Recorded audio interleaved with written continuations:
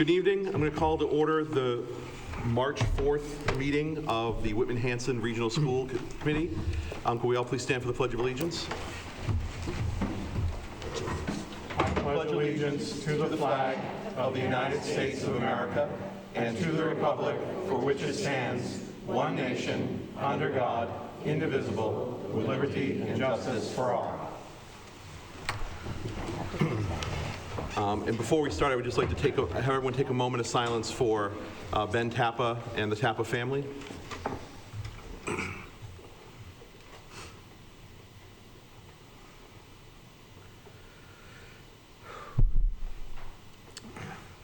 I'd like to announce that this meeting is being recorded and broadcast by WHCA. We are going to start with public comment.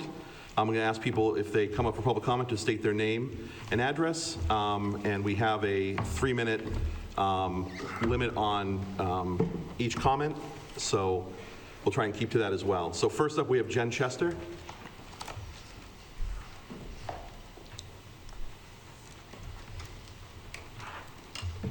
Hello, my name is Jen Chester. I live at Alden Street in Whitman.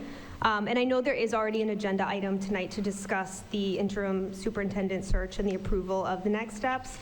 And I'm hoping that that does mean that there will be a vote tonight, but I just wanted to request that you vote tonight to move Dr. Marcus from the acting superintendent to the interim. In addition to feeling very strongly that he is the best person for the job, I feel compelled to speak as a parent, and specifically as a parent of Duval students, that we need to finalize this choice and move forward. Since November, our educators, families, and our students have been asked to be flexible and accommodating and accepting of change, and there comes a point where it is no longer feasible to remain in a state of flux. Over the past 2+ months, Dr. Marcus has worked tirelessly in this role to create a new budget and help the district to move forward. The feedback from your report is abundantly clear, and there's only one clear way to move forward and begin to rebuild the trust in the district. We need to solidify the move so that Duval can create a finalized plan for their administration, and so that we can create stability for all of the students across the district. Thank you. Thank you, Jen. Okay, thank you, Jen. Next, we have Dawn Byers.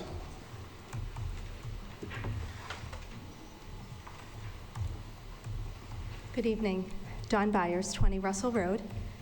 I served on the Whitman-Hanson Regional School Committee from May 2019 to May 2025. During that time in the last year, I was a member of the Unit A Contract Negotiations Subcommittee. I am speaking tonight solely to clarify the historical record as you consider the agenda item for Unit D Paraprofessionals contract. During the negotiation of the Unit A agreement, ratified in June 2025, there was no provision in the ground rules provided that required parity of percentage increases across bargaining units. At no time during these negotiations was it represented by the former superintendent, district's legal counsel, or members of the subcommittee that if Unit A received X percent increase, the committee would be obligated to provide the same percentage increase to every other unit. Each bargaining unit is negotiated independently. There was no discussion establishing automatic replication of raises as a binding past practice. I raise this concern because if the narrative tonight should be that past practice dictates identical percentage increases across units, that was not part of the negotiations I participated in, nor was it memorialized in writing. I would also respectfully remind the committee that following the ratification of the Unit A agreement in June 2025, the district experienced significant staff reductions in November. We lived through a scenario where some employees received increases while others lost their positions. That was extraordinarily difficult for this community. My intent right now is not to argue against fair compensation. It is to urge caution. The committee has a fiduciary responsibility to ensure that any agreement is fiscally sustainable and does not create unintended structural consequences. I have every confidence in Dr. Marcus moving forward. He has shown great leadership, so I do ask the committee to be sure that you have received information as to what the cost of this Unit D contract would be. Has the committee been given a full report of the financial impact of the proposed Unit D % increase if you should vote yes tonight? Do you know how many staff members are in each classified category of Unit D? And if this is retroactive to July 1st, 2025, where are those funds coming from in this current fiscal 26 budget to cover any increases? I simply ask that tonight's decision be based on the full financial picture, not on any assumed obligation that was never established. Thank you very much. Thank you. Thank you, John. Thanks. Okay, so with that, we're going to move to our first agenda item, which is the approval of the proposed Unit D contract. Ms. Hill? Can I ask to table this till after we do the budget, and a vote to table this to, what?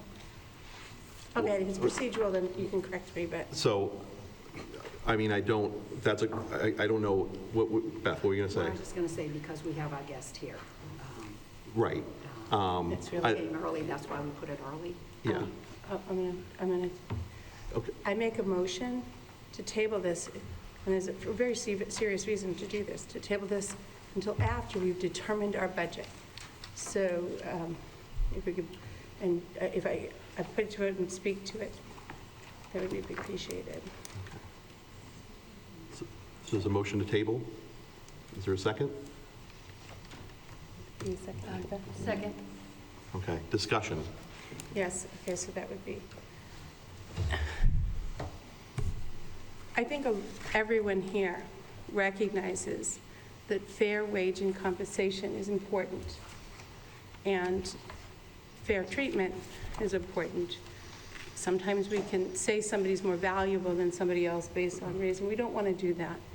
But we do want to recognize that we don't want to pull from one end and shift costs and actually not create the growth. That means to give a raise and then not supply the funds for such an action could cause the same issue that we had.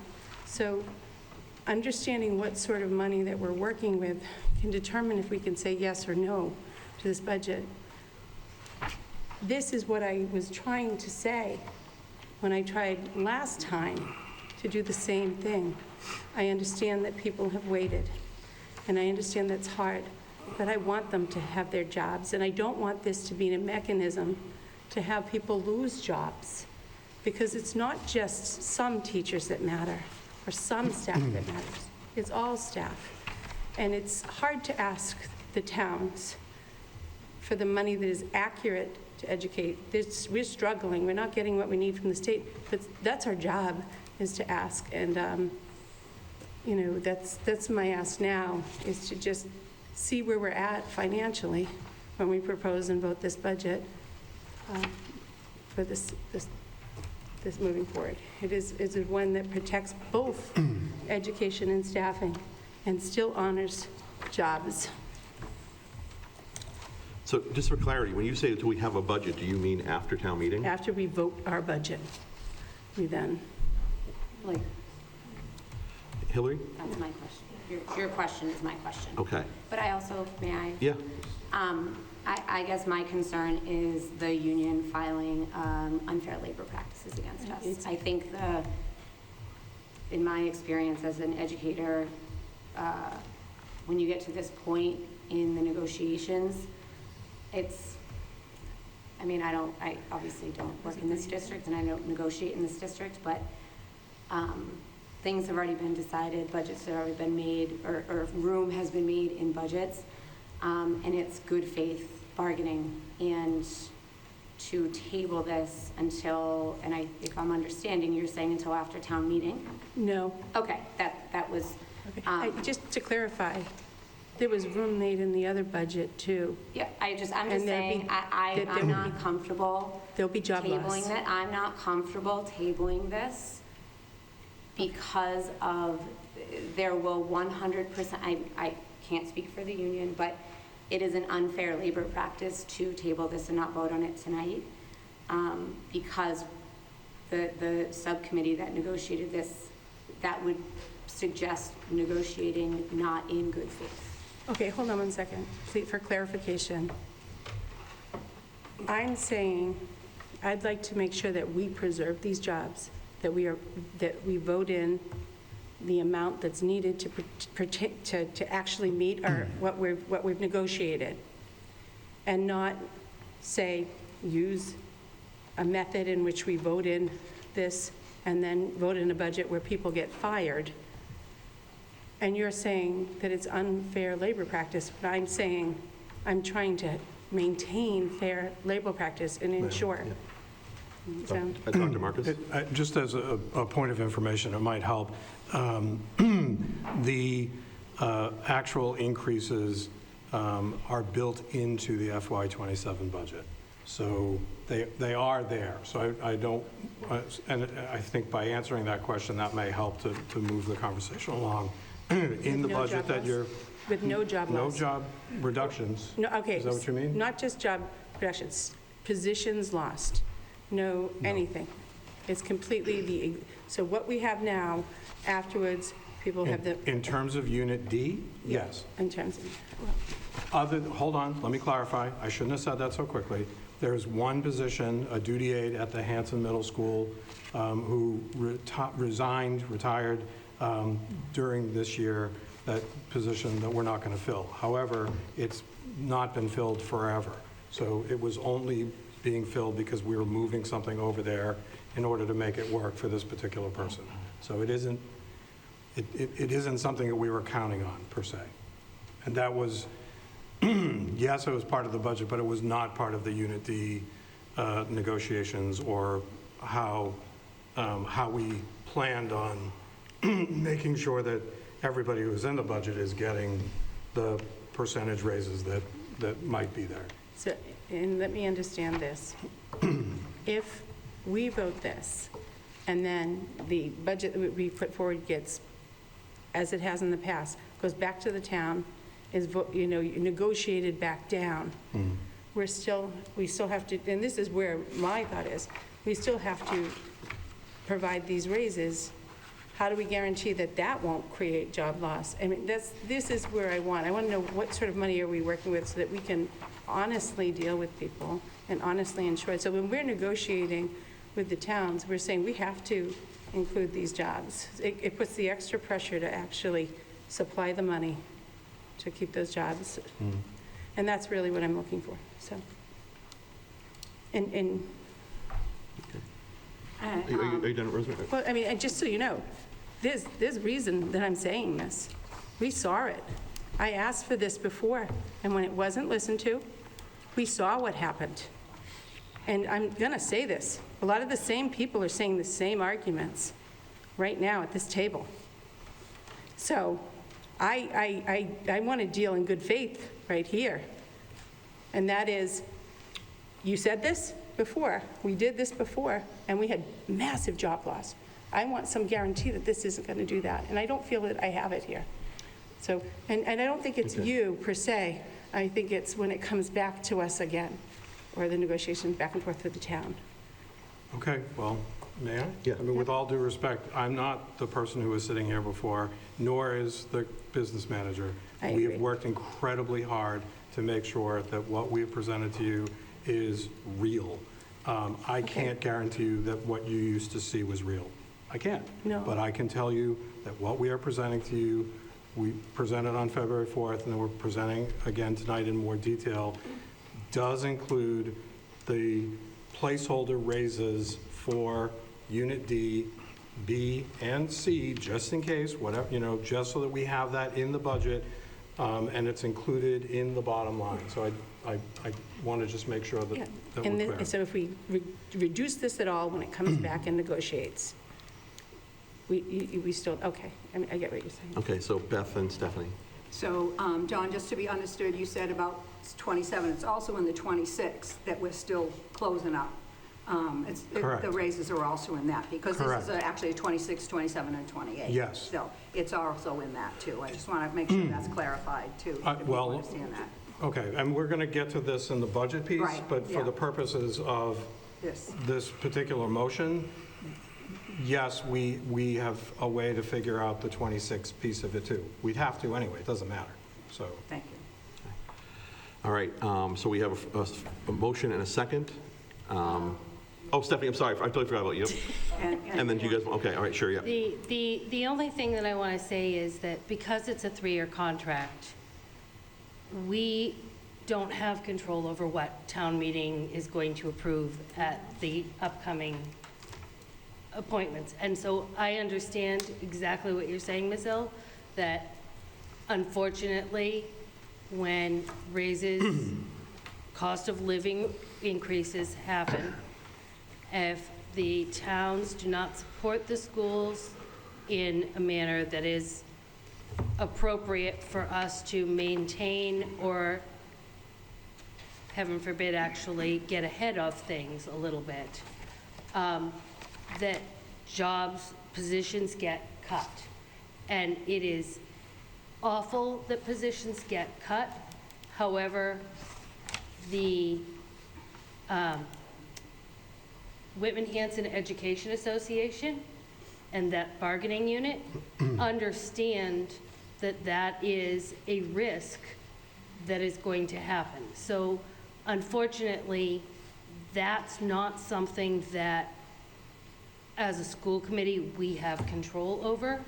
So while I have my own feelings about the proposals, I don't think that, it would be nice if we could get a 3-year forecast from the towns, but we can't get a 1-year forecast in order to make great decisions at the moment. So we're still figuring things out, and so are they. So I just want to say that I'm not sure that that would be grounds for withholding a vote tonight.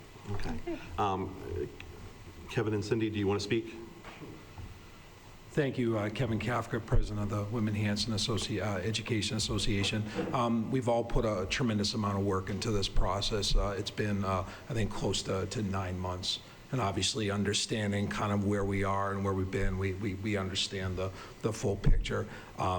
Any delay, I think, would cause not just further problems in this process, but ultimately with what the future of the other units kind of hanging out there, what message that would send and the staff that would be impacted, and certainly the ripple effect on the students and et cetera. I would strongly encourage you to not table this and certainly to vote on it. We've done some considerable work, and unfortunately moving in the direction to delay it is only going to create further problems, and we can certainly debate and discuss about fair labor and all those other types of things, but it would be problematic for the whole process, and we would hate to see that happen, nor would we hate to see units and staff members pitted against each other. Okay. Thank you. All right, thank you. All right. So now we have a motion, we have a second. So the motion is to table this vote. So all in favor of tabling the vote? No, just be me. All right. All in favor of not tabling the vote? Okay. All right. Thank you. Okay. Dr. Marcus, I don't know if it's appropriate. I know that there were questions asked in public comment about this, and I know that you might have some answers to those specific questions, maybe? Yeah, some of them. Down. So the first is the sort of how much is this going to cost? I know we talked about it. At some point, we've sort of discussed more generally. We have the very specifics. Mr. Wells and I did over the last couple of days. The first year, this is Unit D, so just the increase is $83,945. And then in FY27 is $120,461. So that's the increase over the contract as of 24-25. There was a question about the committee being given the sort of full impact of that. To clarify on those two numbers, and I don't have 28, so maybe we can come up with that too at some point. The impact for this year, that $83,945, I would love to say to you that, oh, yes, it was built into this year's budget, but I can't tell you that anything was built into this year's budget. So what we need to do is move money around and find that through cost savings and things like that in order to cover that additional increase. Doesn't mean losing any services or anything like that. It just means continuing to do the things that Mr. Farrow and Mr. Wells have been doing to hold back on various costs and all that in order to adjust for that for this year. Unit A is already covered because that was agreed to a while ago, and as we were doing the budget preparation in January, that had already been sort of built into the payroll system. And so what you'll see, what you have in the packet from February 4th, what you'll see again tonight, the Unit A FY26 numbers are actually based on the new contract. Okay, so that's in there as well as then moving forward all of those increases. But Unit B, C, and D, we put in placeholders guessing what it might be, just so that we had those numbers moving forward for 27 and 28. So that's where you see that. So the $120,461 is baked into the budget that you already saw on February 4th. Okay? The $83,000, we're going to have to find that, but we've already come up with a couple of ideas. So that's in terms of the full impact. I know we talked about that, but happy to provide more. The question about how many staff are in each category, there are 99 instructional paras, 8 non-instructional, and 3 tutors.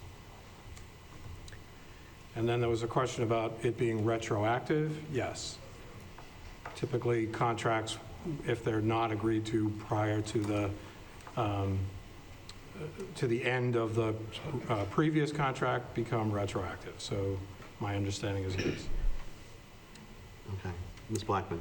I just want to point out something that Ms. Byers said in her opening statement about the fact that it was not a given that Unit A sets the marks for B, C, and D. And then also that Mr. Kafka just said that we don't want to pit staff and faculty against each other.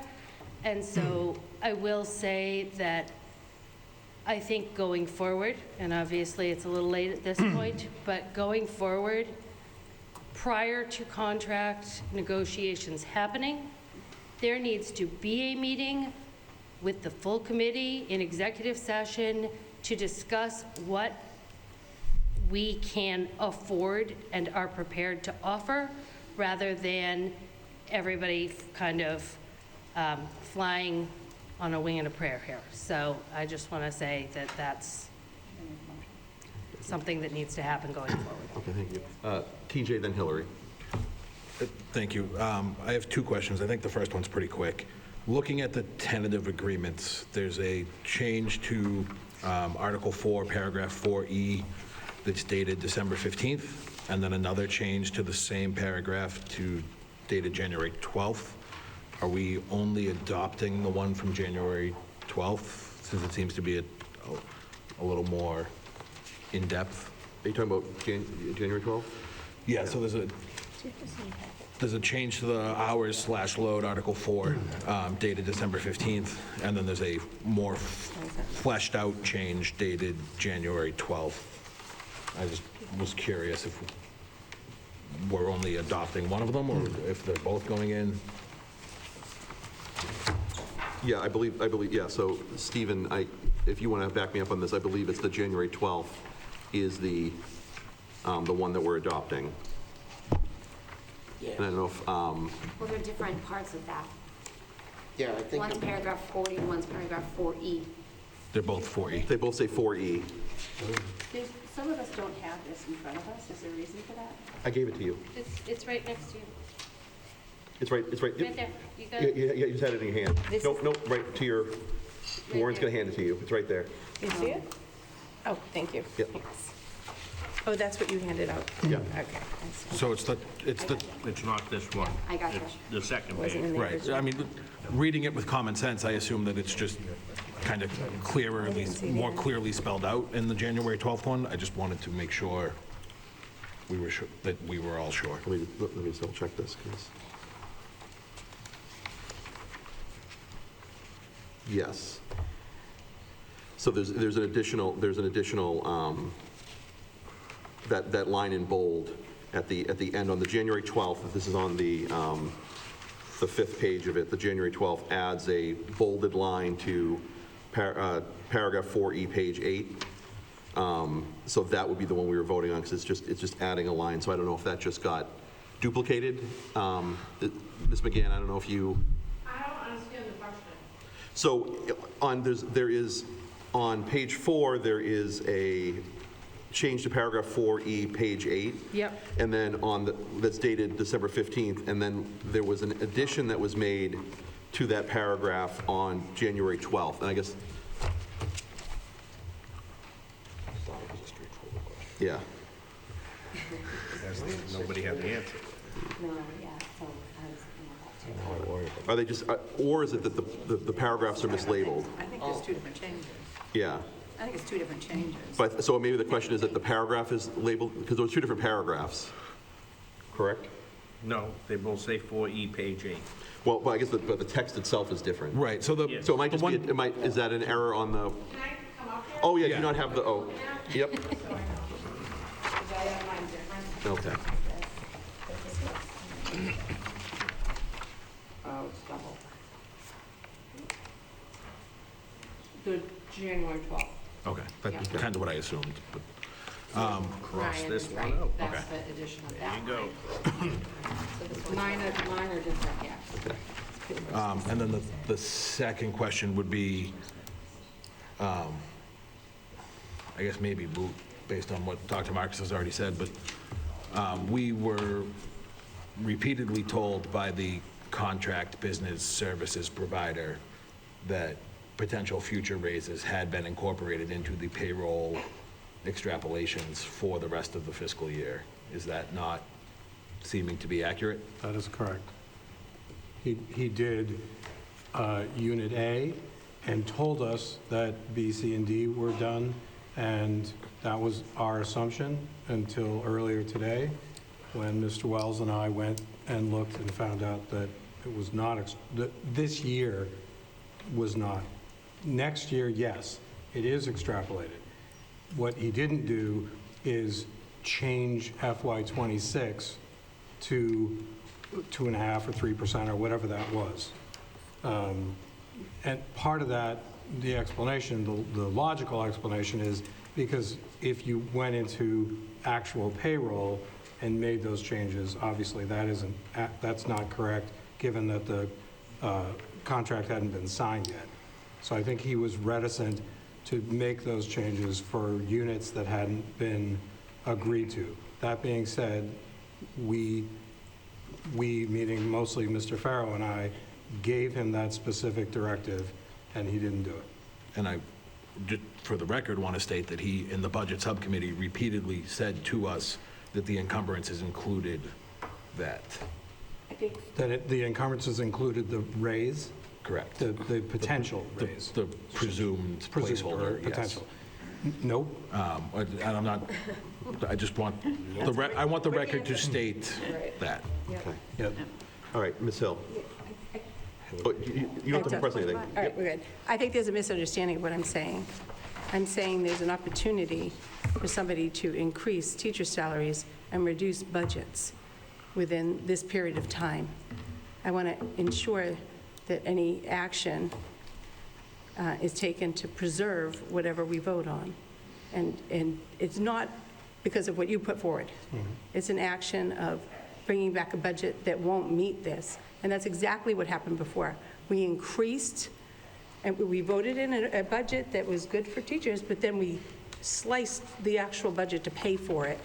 And that's something I want to make sure that one goes before the other, so that it ensures that anybody who might want to participate in that, not that if there is, God forbid, that it doesn't happen again. That was my intention. I hope that it is not continued to be misrepresented. Beth and Hillary. I make a motion to approve, Second. Okay. and then you can have more discussion. Okay. Further discussion? I just had a question. Oh, yeah, sure. So up till tonight, who had access to this? Who had access to this tentative agreement? Well, so Stephen and I had it, we looked at it in executive session. Yep. And then presumably the union. Okay. I guess I'm just wondering about public comment, assuming that increases in this were going to be the same is a little concerning to me, unless it is that the union, the members of Unit D got it and shared what it Well, was. they've already, Right. Unity ratified it, Okay. so our membership So it's had out there. a vote and ratified it. It's out in our unit, so. It's yeah. reasonable for someone. Okay. all right. Any other discussion? Okay, so we'll move to a vote. We'll start with Ms. Green. Okay. Yes. Yes. Yes. Yes. Yes. Yes. I'm abstaining for the same reason I said. Okay. Yes. No. All right. So the Unit D contract has been approved. Thank you.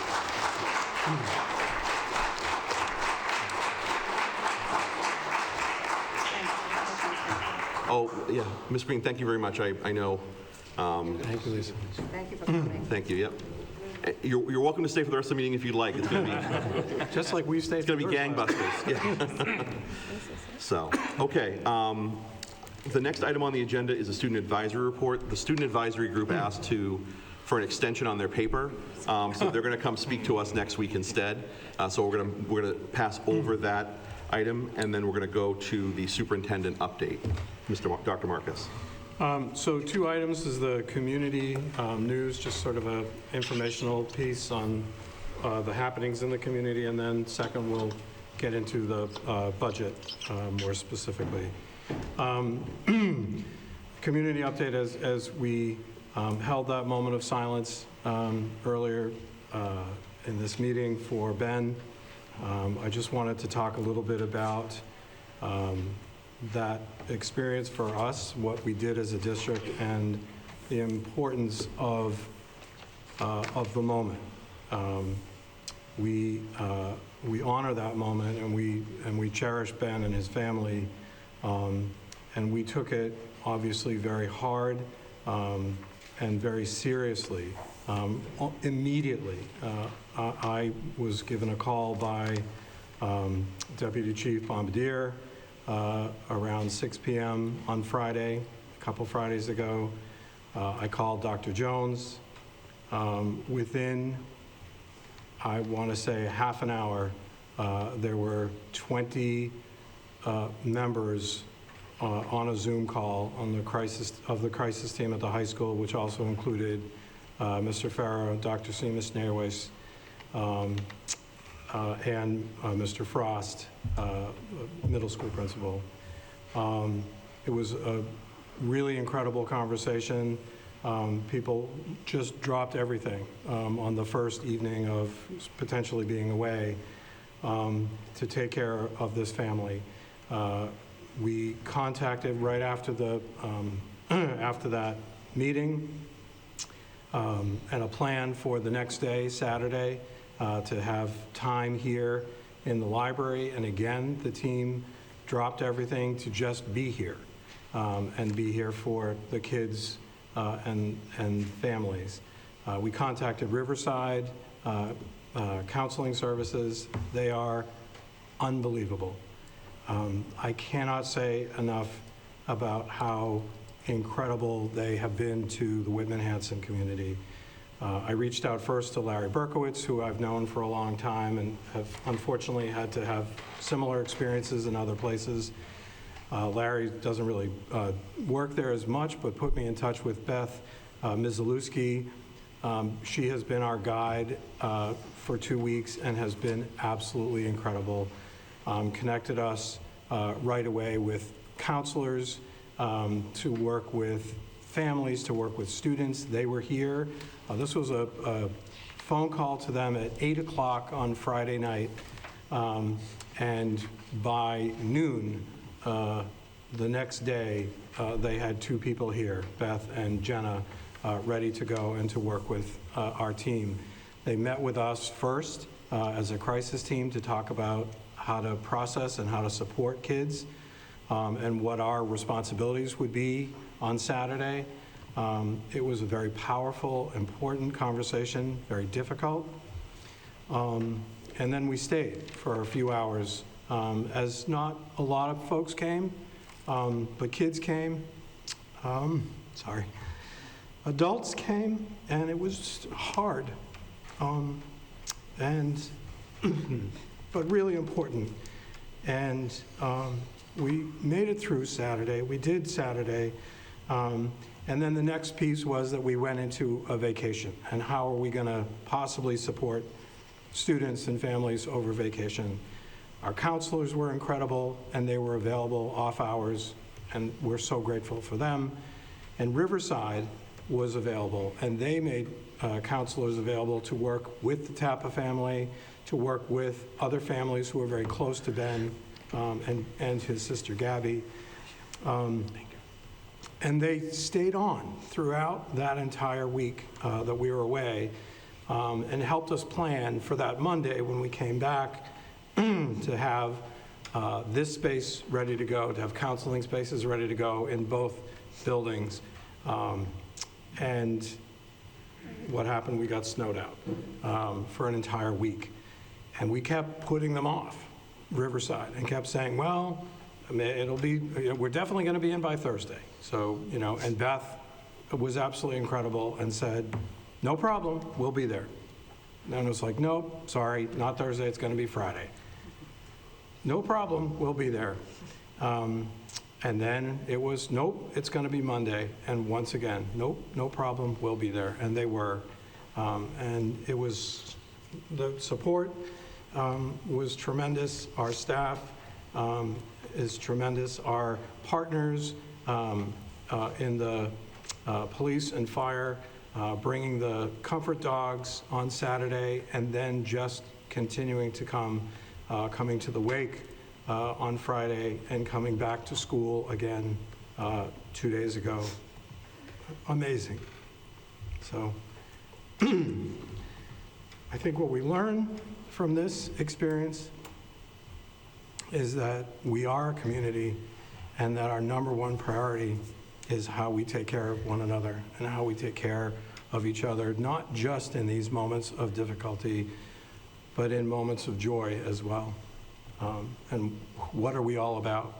And if anything, let's resolve to make sure that these kinds of things don't happen again, that we ensure that we are putting in the supports that we have at school, that we need for the community, and that we need for our students and our families.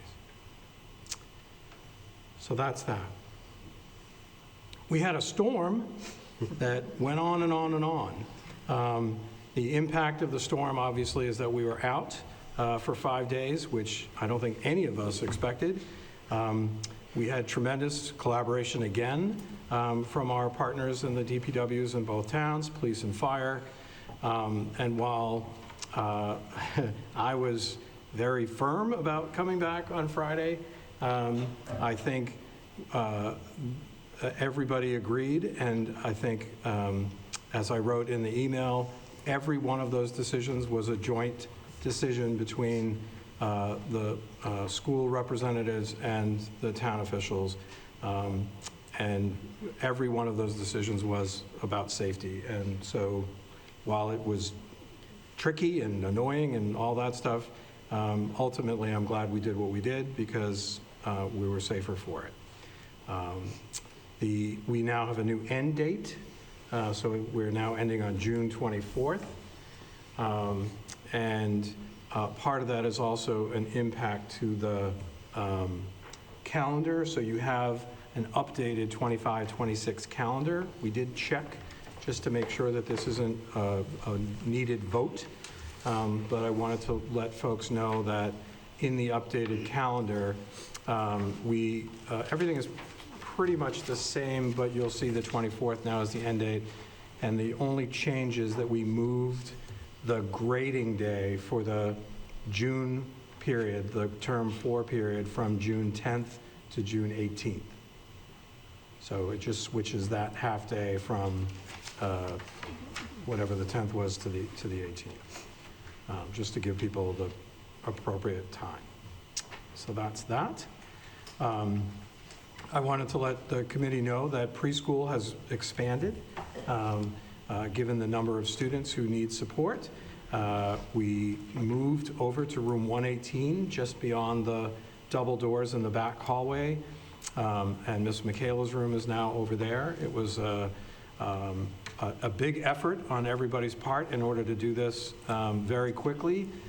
This is one of those things that early on in my tenure as superintendent, Ms. Ahern came to me and Dr. Godino and said, whoa, we've got more kids coming and we don't have any room. And so very quickly we scrambled, worked with Dr. Jones here, came up with a plan to move things around and get a bigger room for that group of kids so that we can then provide the services to more kids coming in. And then a quick scramble over February vacation in order to move the rooms, clear everything out. And a big thank you to Ms. Michaela and Ms. Shana and their families who came and helped shift everything around on the last Friday of not the vacation, but of the snow days.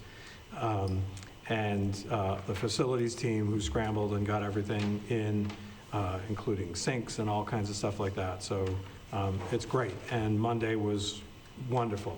The kids were adorable. We poked our heads in just to see how they're doing. And, you know, one of them said, "Look at me, I'm in a new room." It was very sweet. And it's going great. So wanted to let you know about that. I'm still visiting schools almost every day. I promised to do every day. I knew that was going to happen, that it was going to be almost every day. So it's almost every day. And what's nice is I was at Indian Head this morning, and it's starting to feel like home, which is kind of a neat feeling, that starting to be recognized and starting to recognize staff and kids. And it really is a critical part of what I've been doing in order to maintain or to work on building back that sense of connection and trust. I also, finally, in terms of community update, wanted to say that I do appreciate parents and community members who have been reaching out about the life of our schools. Folks have written to me about things from curriculum to snow removal, and I think all thoughts are welcome and important, and I really appreciate that. So I encourage people to continue to do so. And if I haven't gotten back to you right away, I know somebody wrote to me yesterday, and I know Ms. Craig is going to yell at me, but that I was trying to respond to her on my way home. And then I realized that was bad in the snow and ice, so I stopped. And then I was tired when I got home. But I will get back to you, I promise. So that's my community update. Okay. Ms. Blackman. How many snow days have we had? 7. 7, okay. I was only asking because according to the original calendar, it said that the students were getting out on the 10th and that the 17th was with 5 snow days. So, June 19th. according to this, right? So you can't use June 19th. June 19th is the day And we off. can't use the 19th, so why is it now the 24th? We had other ones too. That math doesn't math to me? 1, 2, 3, Oh. 4, 5, 6. Look. That's next year. I'm very confused. Sorry. The stapled ones. Don't look at the stapled one. Don't look at the stapled one. Sorry. Is it over there? Looking at a different one. Sorry. There you go. Too many things There you here go. going on. Okay, so, There. thank There you you. go. I was so confused. Miss Cruz is amazing. She got it, so I'm sure that it's accurate. Can I just add something to that for the calendars? I don't think I hope it won't be an issue anymore. But last week I was getting a lot of texts and asks about, there's a new calendar that was amended on February 9th. on the website, but it didn't specifically say what the amendments were. The amendments were the snow days that we had in February. Right, yeah. Of course. Oh, no, yeah, no. I know that. I didn't know that. I didn't know that. Because it said amended, and then it said, like, kind of what Stephanie was just alluding to, like, the last day of school is now this, people were adding 7 days onto Right. whatever that was. Right. So if in the future, like, if this isn't already posted to the website, if it is, if you could, It's not, but we can, and say, like, amended this date, and then somehow color code the amendments, so people are clear on that. Yep, perfect. That was feedback that I received. Yep, good idea. No, but I made the same mistake that those people did. I spent a good amount of time, I think on Tuesday, like writing out all the dates and counting them to make sure like what happened. There's a piece of paper my wife was looking at. She's like, what are all these numbers? And I'm like, don't worry about it. I talked to Ms. Cruz and she set me straight. We so. pay people for that. Yeah. So, okay. All right, thank you. So next up is, any other comments on the community update?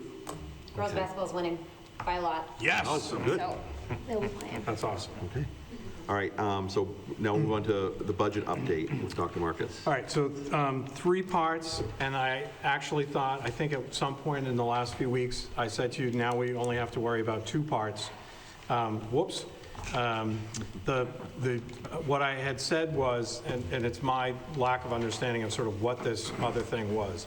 What I had said was that FY25 was basically done, the end of year thingamabob was in, and all we had to do was this balance sheet thing, which I thought was, a balance sheet was like, you do this thing, it's 1 page, and it's not. So you'll see under action items that we'll talk a little bit more about what that is, but I apologize for not being completely clear about what the process was to do that. But once we do that, then I think, Mr. Wells, that I can stop talking about 25? Yeah. Okay. So I'm not going to promise, but I'm going to say that I hope that that's what happens. FY26, where we're in now, obviously the storm has had a little bit of an impact. Again, I appreciate Mr. Farrow's worked incredibly hard to make sure that everything is clawed back and that we're keeping things in check as much as possible. Mr. Wells has been an absolutely incredible partner and new member of this team in looking at what our practices are, how we are doing things, how we need to fix things, clean things up, do things in a better way, and how to make sure that all of these areas are done correctly. So FY26 has been most of our conversations, I would say, over the last few weeks since he started. A lot of it is kind of looking at practices and how we're sort of moving forward and setting up Munis, how we're setting up spreadsheets, how we're actually presenting information to this committee to make sure that you are getting more accurate, clear information, and so the community is also getting more accurate and fully transparent information. The bottom line on 26 is based on all of the, well, do you want to sort of speak to that To 26? part? Yeah. Sure. So we're kind of chatting through 26. We're finding, I mean, everything we touch is broken, which is fun. But digging into it all and getting those repairs in place and identifying, what's not working right and stopping it dead in its tracks is critical to us moving forward. So as we're moving forward with this, we are actually doing a full reconciliation.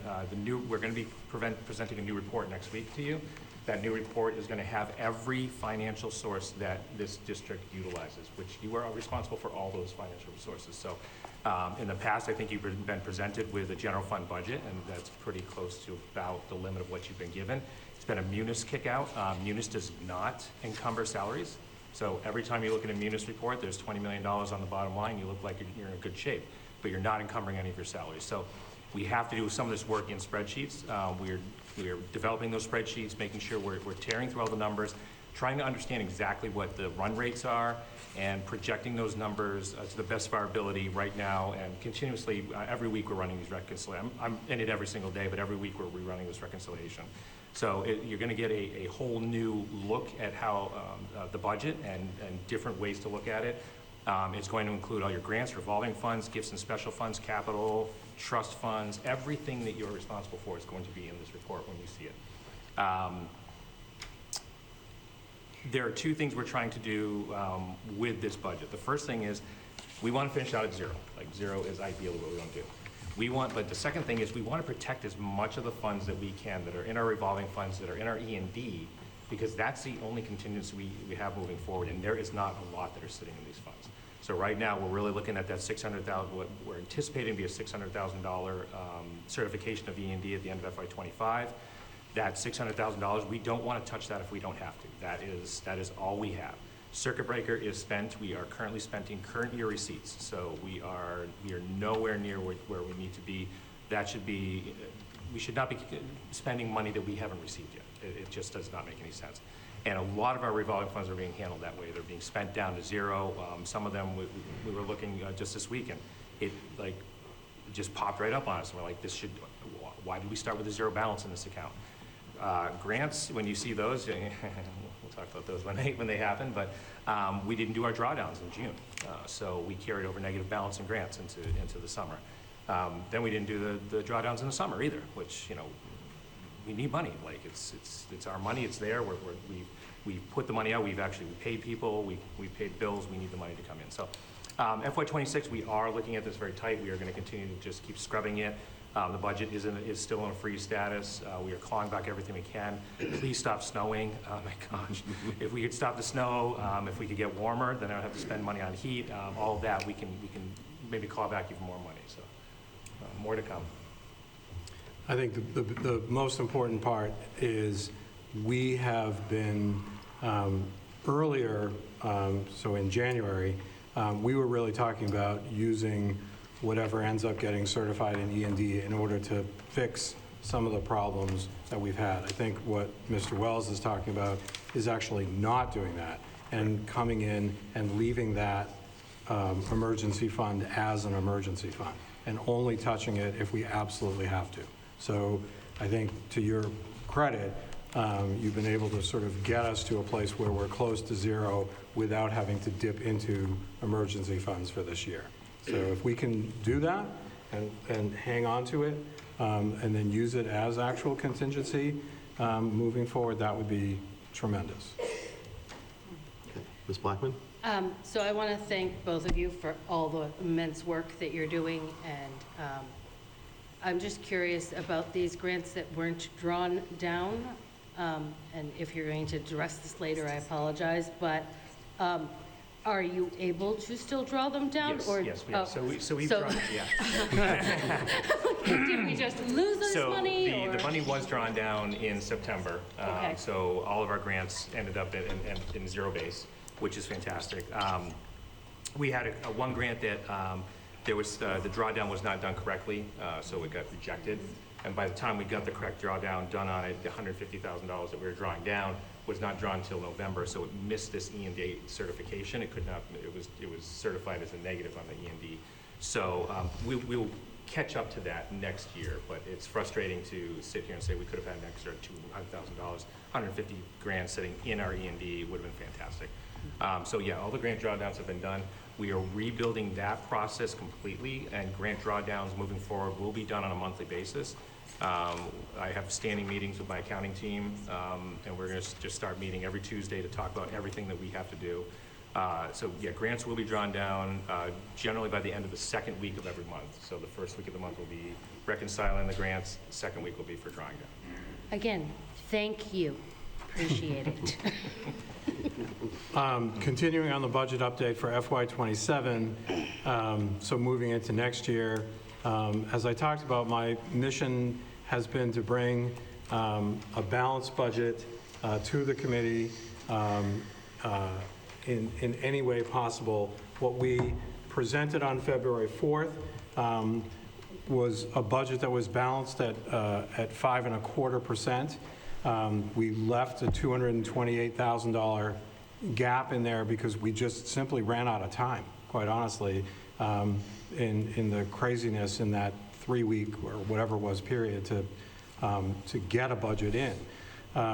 So what you have in the February 4th, Mr. Wells and I have now spent some time over the last week when it was snowing Thursday, Friday, Wednesday, Thursday, Friday, and we were here, looking at a variety of different sources of how we can get rid of that 228. So if you look at the screens, you'll see that starting from the left in the gray on the bottom is 64,564,206. That was the FY26 budget that I always say has an asterisk next to it. The next line, FY27 all funds, is, as Mr. Wells just said, the actual total cost to run the district. The next line is how much it costs to actually pay everybody, $41 million. The next line is how much it costs to buy all the stuff that we need from heat to pencils, $30 million. The next line is if we had a 5% assessment, 5% additional on top of the assessment that we got last year from both towns, plus the additional funds that we got from the governor's budget in terms of Chapter 70 and things like that. In the general fund, we would need $66,758,178. Now remember, it's $71,500 that it costs everything. And so if you go to the next column over, that offset totals, that 4.7 million plus the 66 is what gets you to that 71. So those offset totals are important to to understand better. And I'm going to explain that in 1 second. But you'll see that down the bottom that we were at something, 66, something that was $228,000 over that bottom line. Jason, if you can click on the copy of reductions. Over the last several days, Mr. Wells and I have looked at a number of different accounts. We've looked at how we are charging back to various funds like food services. We're looking at revolving accounts and how much we're actually drawing out of revolving accounts and if we can make better use of those. We also got a list from Mr. Stanbrook of every fund that isn't in the general fund and looked at a number of those that are things that we just don't do anymore.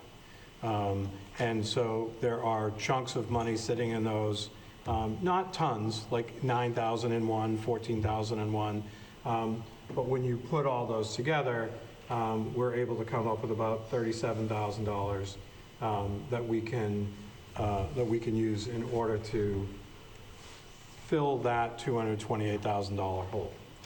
So Jason, if you go back to that, so you'll see now that the difference between the percentage, the 5% on top of the assessment, and what we're proposing is now 0, which means that this budget is balanced on the understanding that we came into this process with. The understanding, that we had heard from the town of Whitman and that we sort of went forward with. We have subsequently gone to the two-board meeting with the FinCom in Whitman and the Select Board in Whitman, where we heard about their sort of budget process and all that. It's in your packet of their presentation from Ms. Carter. Very well thought out. However, when push comes to shove in their determination, they initially, 2 weeks ago when we went to that meeting, they were looking at 3.39 on top of the assessment. It looks like potentially it's a little higher than that. My goal, my mission is to bring this budget to the towns and to say this is what we need. This budget is incredibly slim. We've cut 9 positions. We've only added the absolute necessary positions in terms of how do we support our students with special needs. And it's a budget that we can live with, and that's it.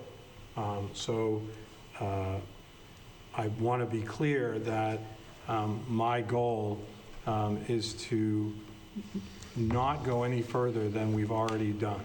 We've already cut over $2 million out of this budget. If you look, and here's a point of reference, the budget that you were presented in February of last year was $66,300,000. Yes, somehow it got to $64,560,000. But the budget that you were presented was $66,300,000. The budget that you're seeing right now is $66,700,000. So it's $450,000 more. That's it. So it is not unreasonable for us to take this and move forward and say, enough.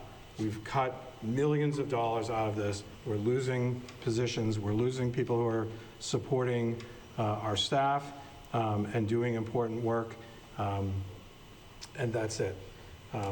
I do want to clarify one shift, one adjustment, and then I'm going to show you sort of a hidden thing that everybody has been asking for, and I want to make sure that we're clear about that.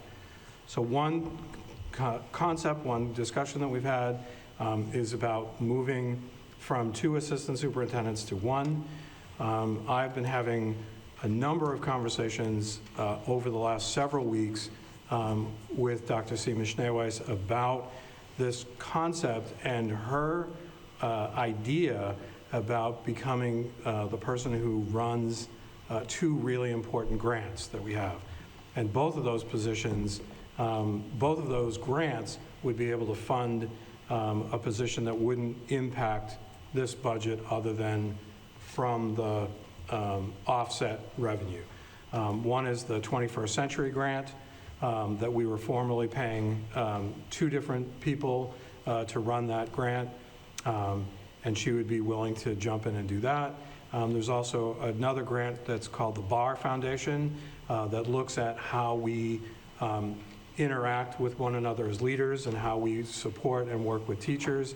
That grant also has a component in it that would fund somebody running that grant and helping us as a leadership team, especially next year, to be able to sort of move forward, work together, and better work with our constituents.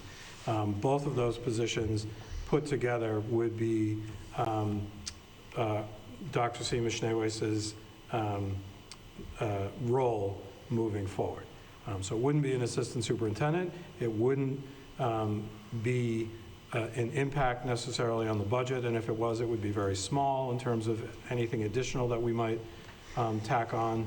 We're also talking about making sure that there's a very clear line for her that we're not going to continually cross because she's incredibly gifted, and we don't want to just sort of take advantage of the fact that she knew how to do this before. We're just going to keep asking. We're not doing that. So I wanted to clarify that piece because, so if you go to the, go over, way over. So I'll talk loud. So Jason, if you scroll this way, so you'll see those little chunks there in green. Oh, go back. Okay, hold. So right there, this line is 1.1 million out of, sorry. All of these columns are some of the things that Mr. Wells just talked about, the grants and other kinds of funding that in the initial budget that you saw in the packet didn't include this. So this is a much broader view of the budget, and includes the fact that we get an IDEA grant number 240, and we use all of it, 1.1 million, plus circuit breaker, and we're using 2.2 of an estimated 2.6 million. Those two pieces, 3.3 million. So Jason, slide, so the other way. Yep. Keep going. Nope. Okay. So there we are.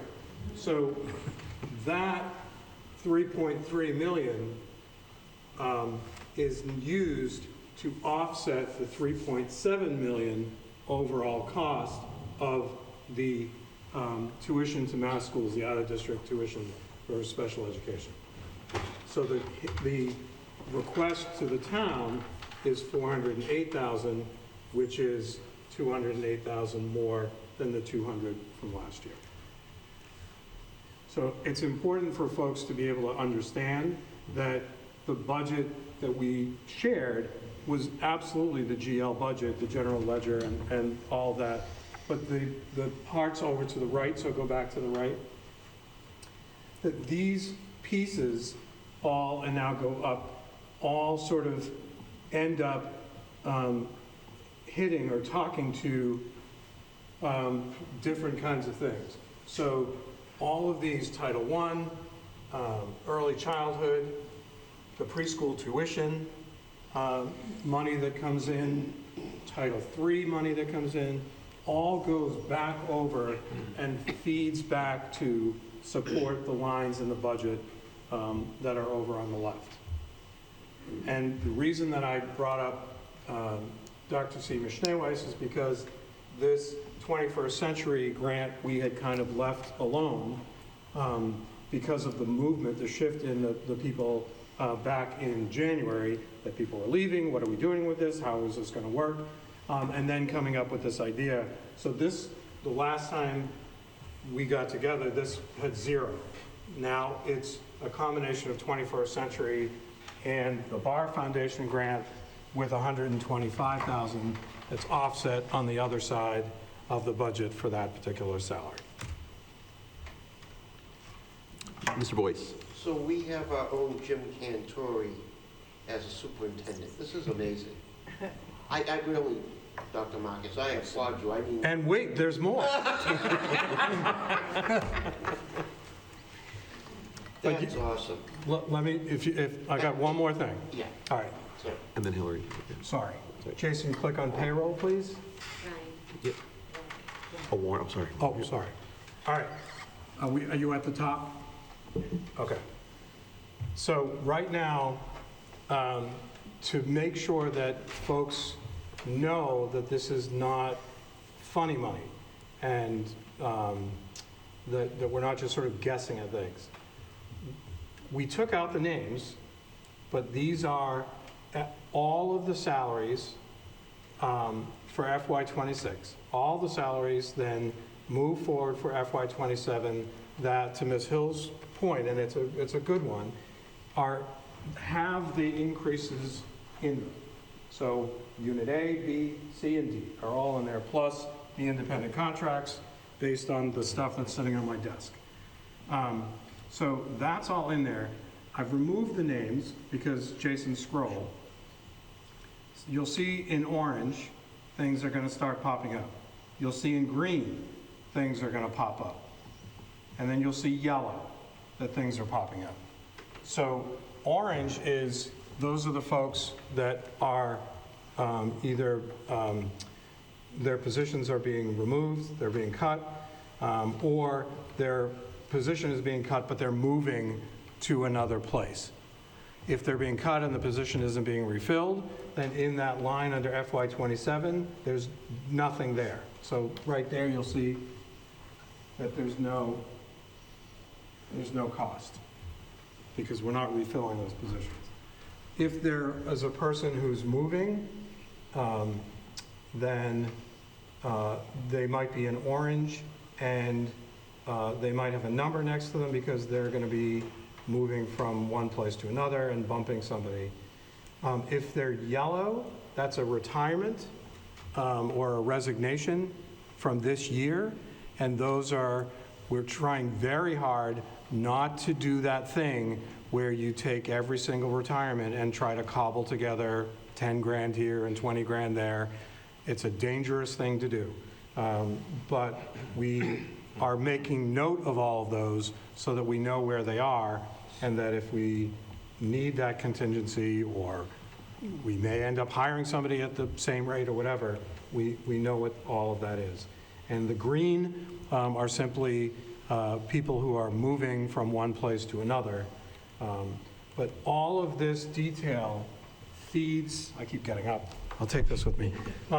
All of the detail here literally feeds back to, so Jason, go back to the first, yep. Every single one of these lines where it's in pink and it says salary from payroll, you're not allowed to touch those on this tab. You can only do it on the payroll tab. And as much as we were saying things about the team that we hired, this did come from TMS, Mr. Hyde, and from our person, John Chenette, who is our accountant in the business office and who is amazing. But they did work together to create this. So this document now gives as much information as possible. The next piece is, once we've had the opportunity to actually have those conversations, to make sure that everybody that the budget has passed town meetings, the way that we hope, then we can put the names back in. I'm not comfortable doing that right now without having had conversations with individuals and without knowing that, it's my uncle. Anne-Marie, call him back.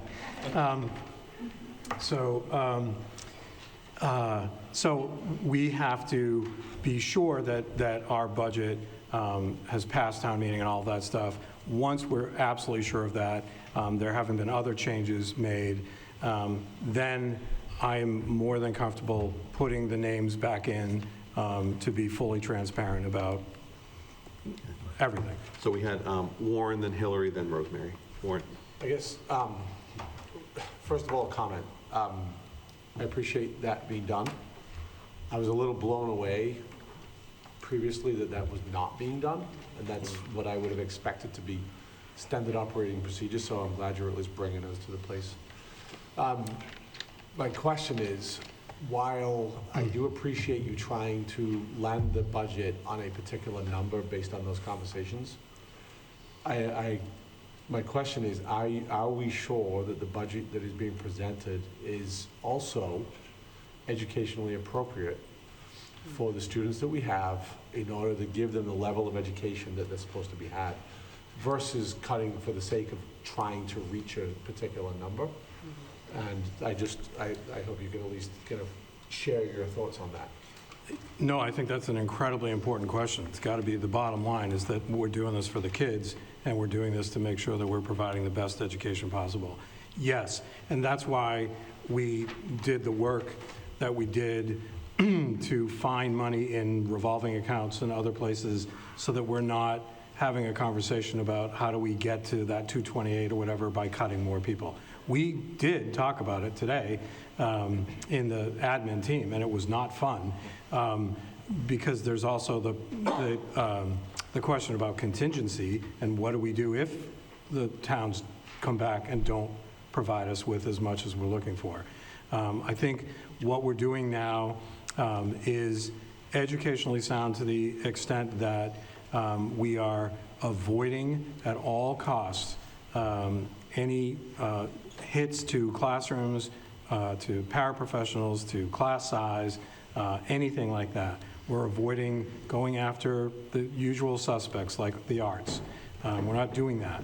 What we did in this particular budget in order to be as fiscally sound as we could is something that's not great, but doesn't impact kids as much, which is that we focused on administrative kinds of things. Do you need administrators? Do you need more administrators to do a variety of different things? Yeah, you do.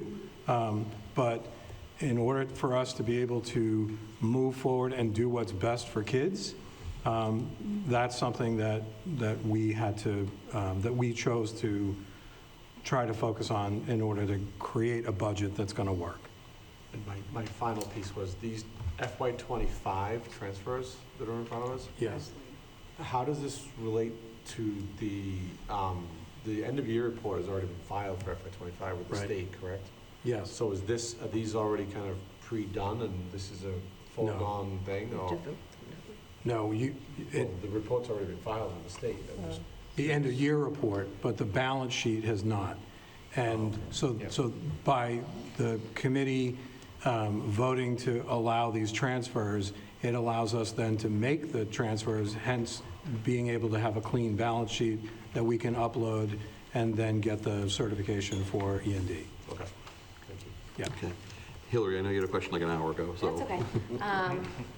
So I have a couple things. How much of an increase did you say, the actual number from FY '26 to FY '27, if we're assuming that FY '26 is like accurate-ish? Like, you said it a couple minutes ago. Yeah, and you said Jason, it go to quickly, that and I gray bar. missed. I think you said like 500 something, or Yeah. I could be So wrong. the actual, the voted-on budget was $64,560,000. Okay, What was presented in February was $66,300,000. okay.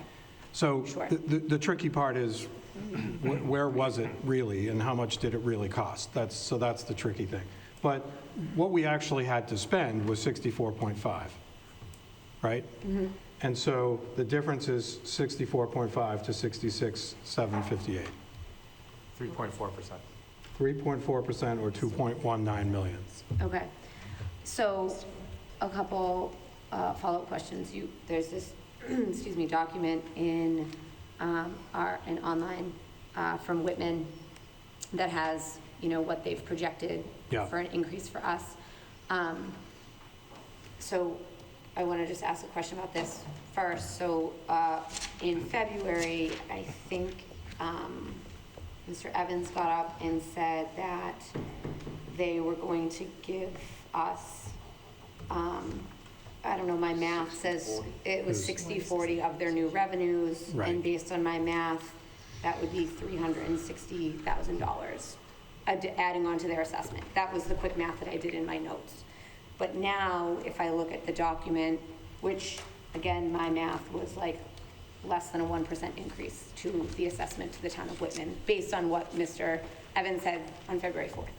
But if I look at this document here, it's got the regional school district increase at, I guess, the percent change, FY '27, 3.39%, which is change. So Right. I guess my question is, what are the conversations with the towns of Whitman and Hanson? And obviously, we know that there is a massive trust issue, and there are people who have never supported an education budget, and they're certainly not going to support one now.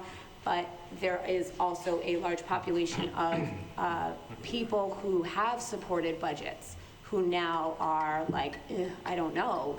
I think this is fantastic and should be out there. I mean, I don't know how, but this is the most thorough budget presentation, or it's not even a presentation, just like breakdown of stuff, and it's incredible and awesome. But what are the conversations that you have had with the towns in regards to, and I don't like that it's always what they're going to give us, but unfortunately that's the narrative that it is, and it is what it is. But what have those conversations been? Because I've really only heard Whitman, and I've heard two different things, so. So Mr. Tressel and I went to, that joint meeting with the Finance Committee and the Select Board 2 weeks ago-ish. Yeah. It was during the vacation. It wasn't yeah. snowing. Yeah. And we saw the presentation that you have in the packet. I talked a little bit ahead of the meeting to Mary Beth Carter, the town administrator, about what they were going to present. So I had a little bit of a heads up that this was coming. And at the meeting, they presented a variety of different things, from their 1.3 million in the hole for something, there's a lot of numbers, but they're in financial difficulty just like everybody else. And I think, so their position is that we'll take the assessment that was there, and then any new growth from the town will be split 60% to the schools, 40% to the police, fire, et cetera, town. And then on top of that was another chunk, 300,000 or Like the something. meals tax, I think? Yeah, there was some other piece that added on. So what you see, I think, in that presentation is 758,000 was their projection for what they could do in order to support the district. Subsequent to that meeting, there are other things that are continuing to shift. And I don't want to speak out of turn, but I believe that the picture is better. I don't want to sort of take a private conversation and say anything other than that it feels like it's not quite as bad as the 3.39 for the Whitman side. But again, if we're that much higher over that, and we're talking about a budget that is, while, to your point,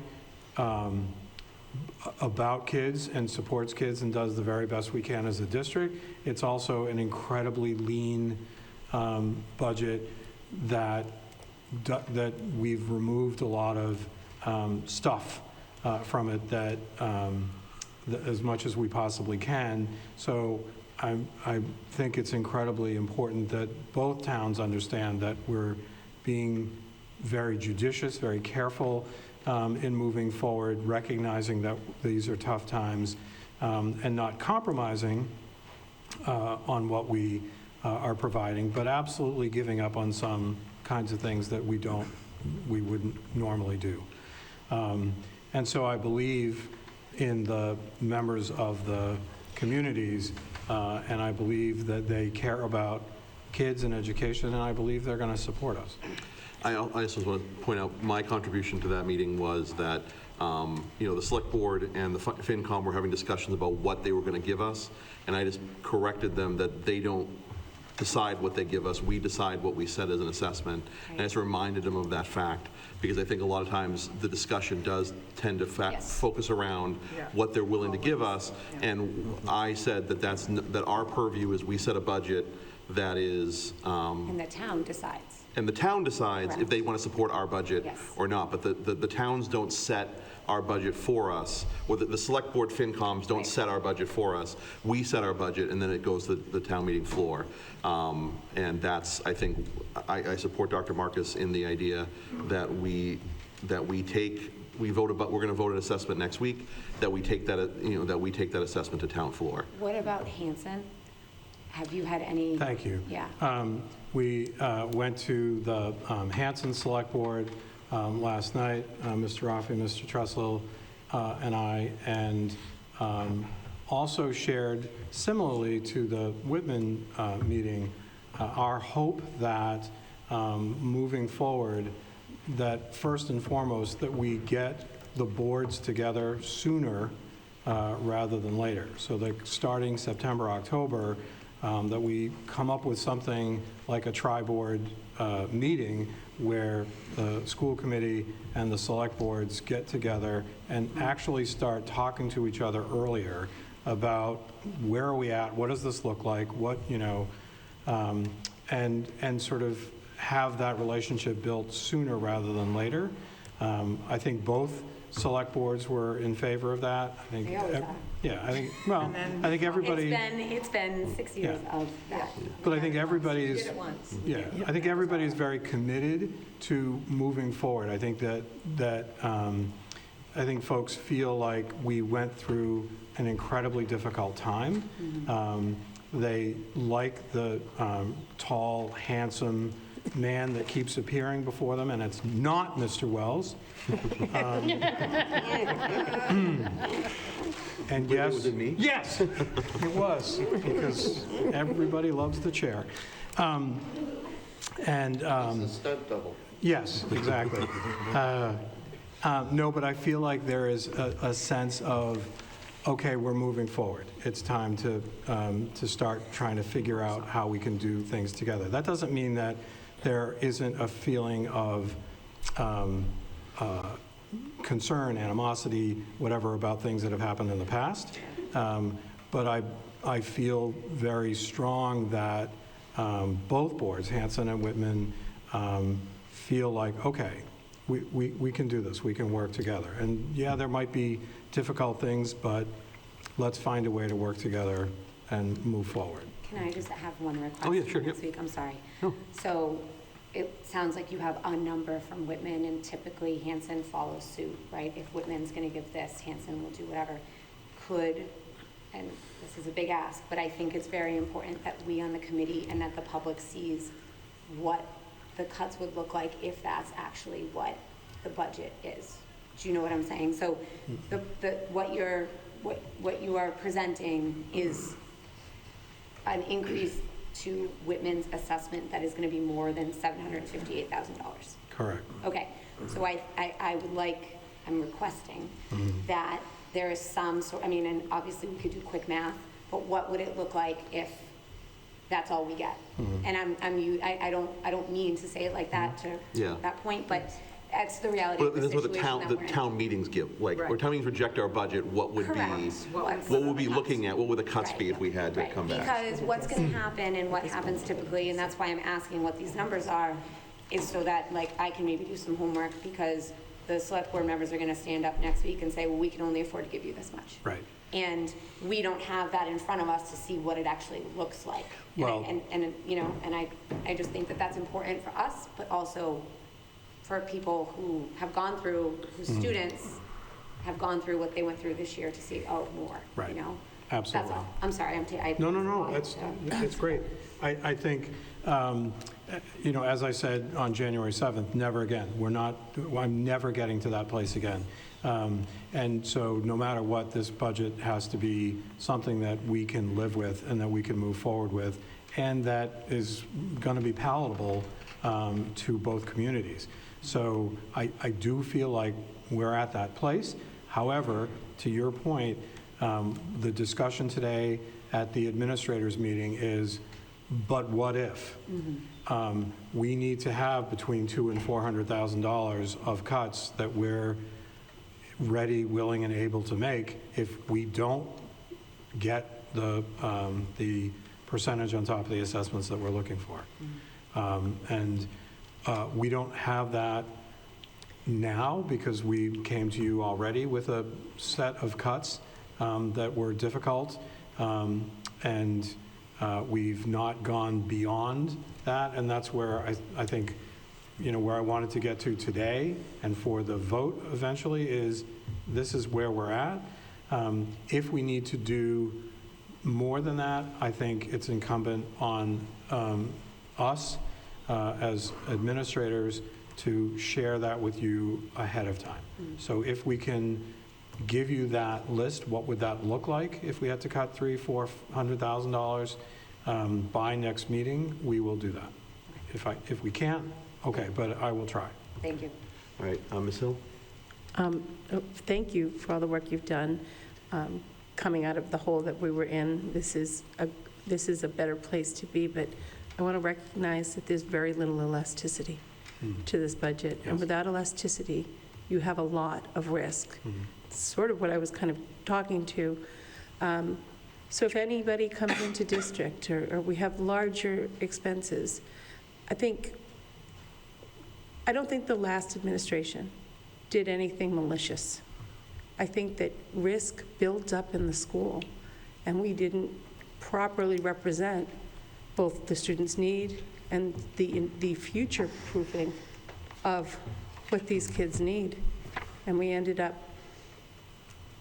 getting in trouble because we didn't predict that risk. I am concerned that well-intended, this still has a lot of risk. If it cut even further, it would be devastating. It would be devastating, and let's recognize that. Particularly because we have other departments that are hiring staff right now, as we've lost staff. Constantly. So, and not that they don't need that, or not that, I mean, the state should be doing a lot more for us, and we can address all that. But there's still services that we need here. These are constitutional services, so they're priorities.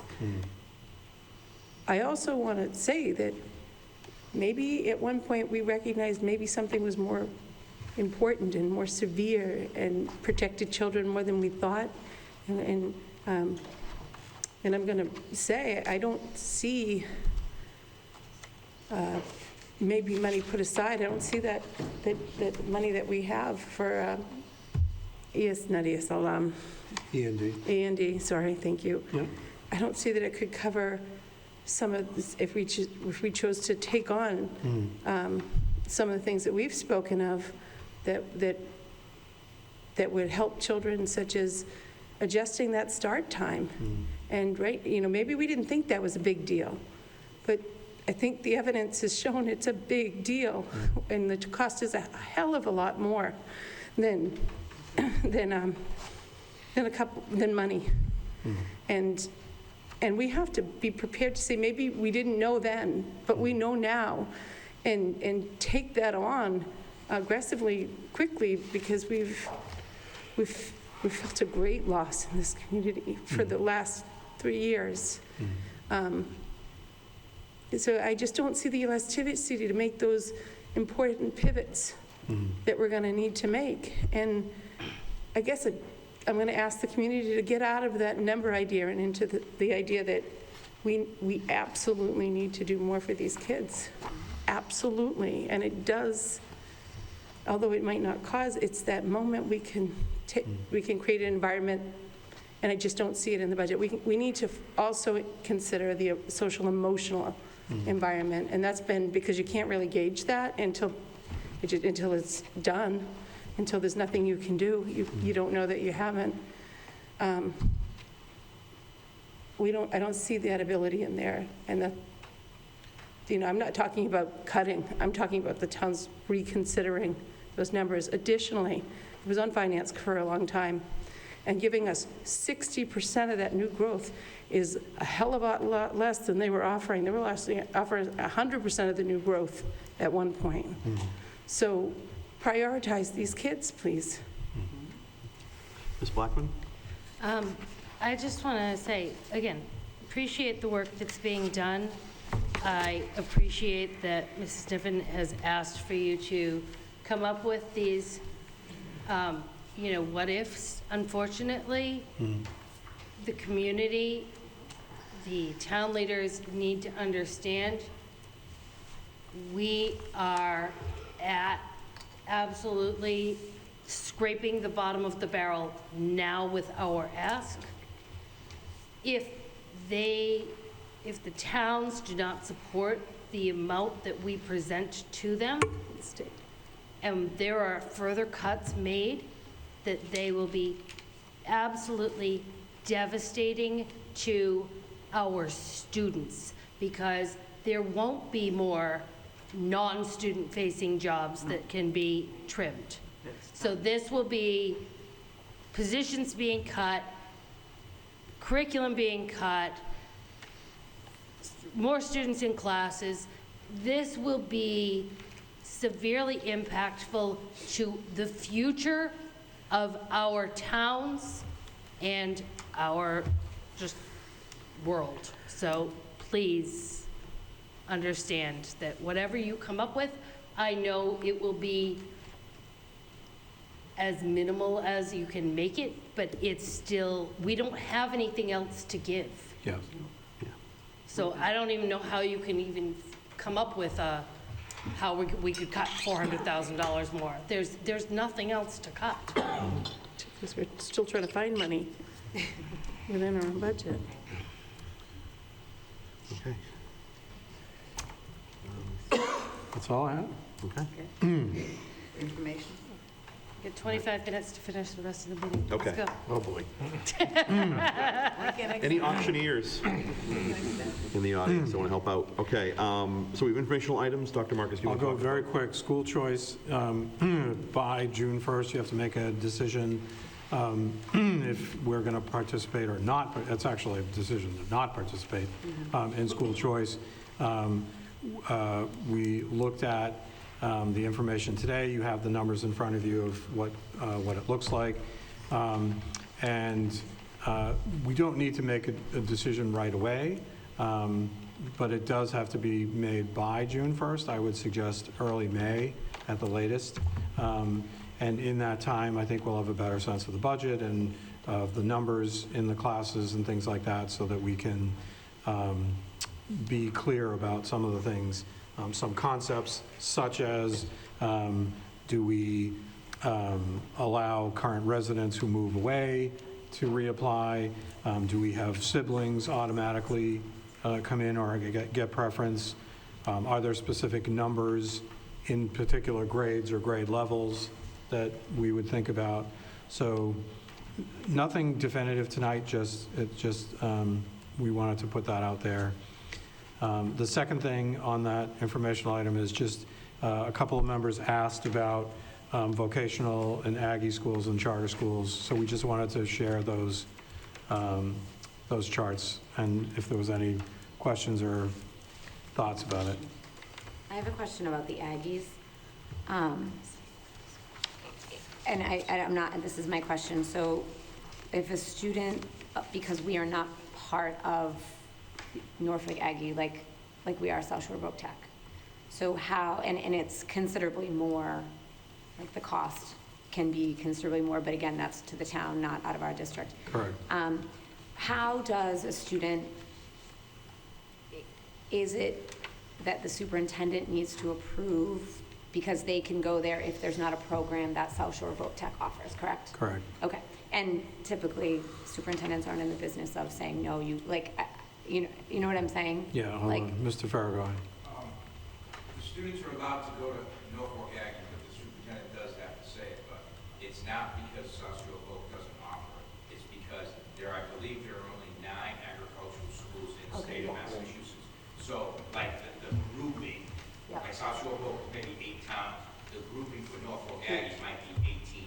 What you were referring to is if Norfolk Aggie doesn't have something that, say, Bristol Aggie does, that they do then also have the right to go to a different agricultural school in that same fashion, because the other agricultural didn't, but it's not vocational. Okay, yeah, okay.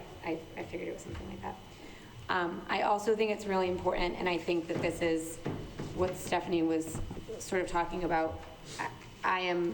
Every year I talk about, at least on the Hanson side, the number of students who apply to South Shore Voc Tech and the number of seats that we actually have. And if I go back on the Whitman sheet, like, nothing has changed. They just accept the assessment, and we talk about it every year. But more and more students are being turned away from South Shore Voc Tech. The number of applications go up, the number of students getting in goes down, right? That percentage, at least on the Hanson side. And now, particularly with the lottery system, it's, anybody. My hope is that these families who, in my experience, I know families, my kid's gonna go to the vote, my kid's going to the vote. Their kid isn't going, they didn't get picked. I hope that these families are now looking inside the house and saying, okay, I need to pay attention to the budget here, because it wasn't something on their radar because their kid wasn't gonna go here. And now they are, and I think that is really, really important. I don't know how we can get through to those. Do we know how many Whitman students applied? It says 22 students accepted, it doesn't say how many applied. The Hanson says 53 applicants, 48 from Hanson Middle School, but 1 homeschooled, 1 private school. Oh, I see, yeah. I think that's all, because. No, they the have 53 were from accepted Hanson. Yeah. No, but it says have accepted their admission. So only 22 applied? Sounds like. I'll ask. I think Yeah. those percentages fit. Yeah. Okay. Yes. Yeah, I just cut and pasted what the counselor sent me, so. So I think Thank this, you. All right, and then Ms. Hill? yeah, thank you. There's a lot of information that we should have. We brought up some great information, but I think ultimately, let's start with vocational opposed to this school. every one of those vocational kids are this school up till high school. So if you want your kid to get into vocational school, you want them to do well, and you want them to be successful, you want them to have really good early education, they should always be paying to this budget. There should not be a separation, and the competition, any parent who's having a competition in there is basically hamstringing their own child because they need the early education here. So pay attention to this budget. Let's get these kids to where they're supposed to be, to be their best selves. And that does include vocational and agricultural, but I do want to include, because we want them to be, if they're great with their hands and they're going to be a mechanic, this is what we're doing, right? This is all we're doing. Make sure these kids get where they're supposed to be. And if there's no there's no programs out there, then we build it here. One of the things I'm going to ask the superintendent is there an awareness that now, as the South Shore Road Tech expands, that some of those Aggie programs are about to be in the South Shore Road Tech. We're going to be having veterinarian tech programs, and that was a lot of the reason these kids were going. So as we're making those decisions, there should be an awareness to parents that they don't have to take that long trip. They don't have to get that special bus. They can go with a lot of their same familiar friends. I'm not advertising South Shore Road Tech per se. I'm saying that if your child is meant for something, there's a lot of great things here that they could be meant for too. So a conversation with their parents to make sure that they're making that best decision and making sure we're funding these schools so they're not running from our schools at the same thing. So I agree with the broader conversation, but the competitiveness, we really have to get our minds away from competitiveness or this is all we're going to pay, and produce that education that every child can be their best self and their best citizens. And that includes with any negotiation with the towns. If it's not going to make it, it's going to create more risk and put all the town's risk into the schools. We have to say no. That's our job. There's nobody else out there that's going to do it. And quite frankly, if anything goes wrong, the towns, they've signed a contract. They wash their hands. So essentially, putting pressure on somebody to see how far they'll go, to see what they'll give up, that's really all it is. Take on our risk and put it all on kids is all it really is. In my opinion, for my years on Finance Committee, from my consistent, we're going on like 13 years of doing this. That's all I've seen over the years. A lot of things that I've been saying for years are now the conversations on that Finance Committee. So I can be ignored now and proven right later when it's bad, or I can be listened to now. So I'd appreciate that. Let's just do this right, make sure these kids get where they're supposed to be. And if somebody pushes back, somebody says something, there are going to be people that just have an opinion, but we're worried about the outcome. Thank you. Okay. Ms. Blackman? Just curious, it states that we'll most likely have a few more students from Hanson accepted because Cohasset and Norwell didn't fill their allotments. How does that impact our Whitman-Hanson Regional School District financially? If the students go to South Shore? Yes. So I'm guessing we pay a certain amount for a certain number of slots. The towns. The towns. So if more students get accepted, that doesn't impact the Whitman-Hanson Regional School District budget, it just impacts the town budget? Is that the accurate statement? It will decrease the number of students overall, which if we don't have the hold harmless sort of qualification on Chapter 70, then that's not great. So as much as we can, we want to try to build programs and keep students here. And that's why, we've started talking about looking at career and technical education programs and things like that for the high school, so that we're not losing as many kids. But yes, that's an important point. It just amazes me because South Shore Votech will fill every slot that they have because they fill in from other towns if the town doesn't, use it. And then the schools that are filling in for these other towns, and let's face it, Cohasset and Norwell are towns that have a much higher revenue source than I would suggest Whitman-Hanson do. No, no, okay. But, Priorities, You not know. revenue sources, priorities. there, yeah, so, it feels like you're stealing from the poor to, Okay, yeah. you know, but Okay. anyway, all right, All right, thank you. okay, so I think that we want to, I know Ms. Niffen asked for this information, so we wanted to get it to you all. So now we're going to move on from the informational items to the action items, because we have quite a few. So first off, we have the Whitman Will Annual Survey. First of all, I'd like to apologize to Kara McKenzie. Kara. So Kara has been waiting a long time. I apologize. Kara Ferguson and Mackenzie Latham from High Point have been working with us for several years through the Whitman Will program to develop these surveys.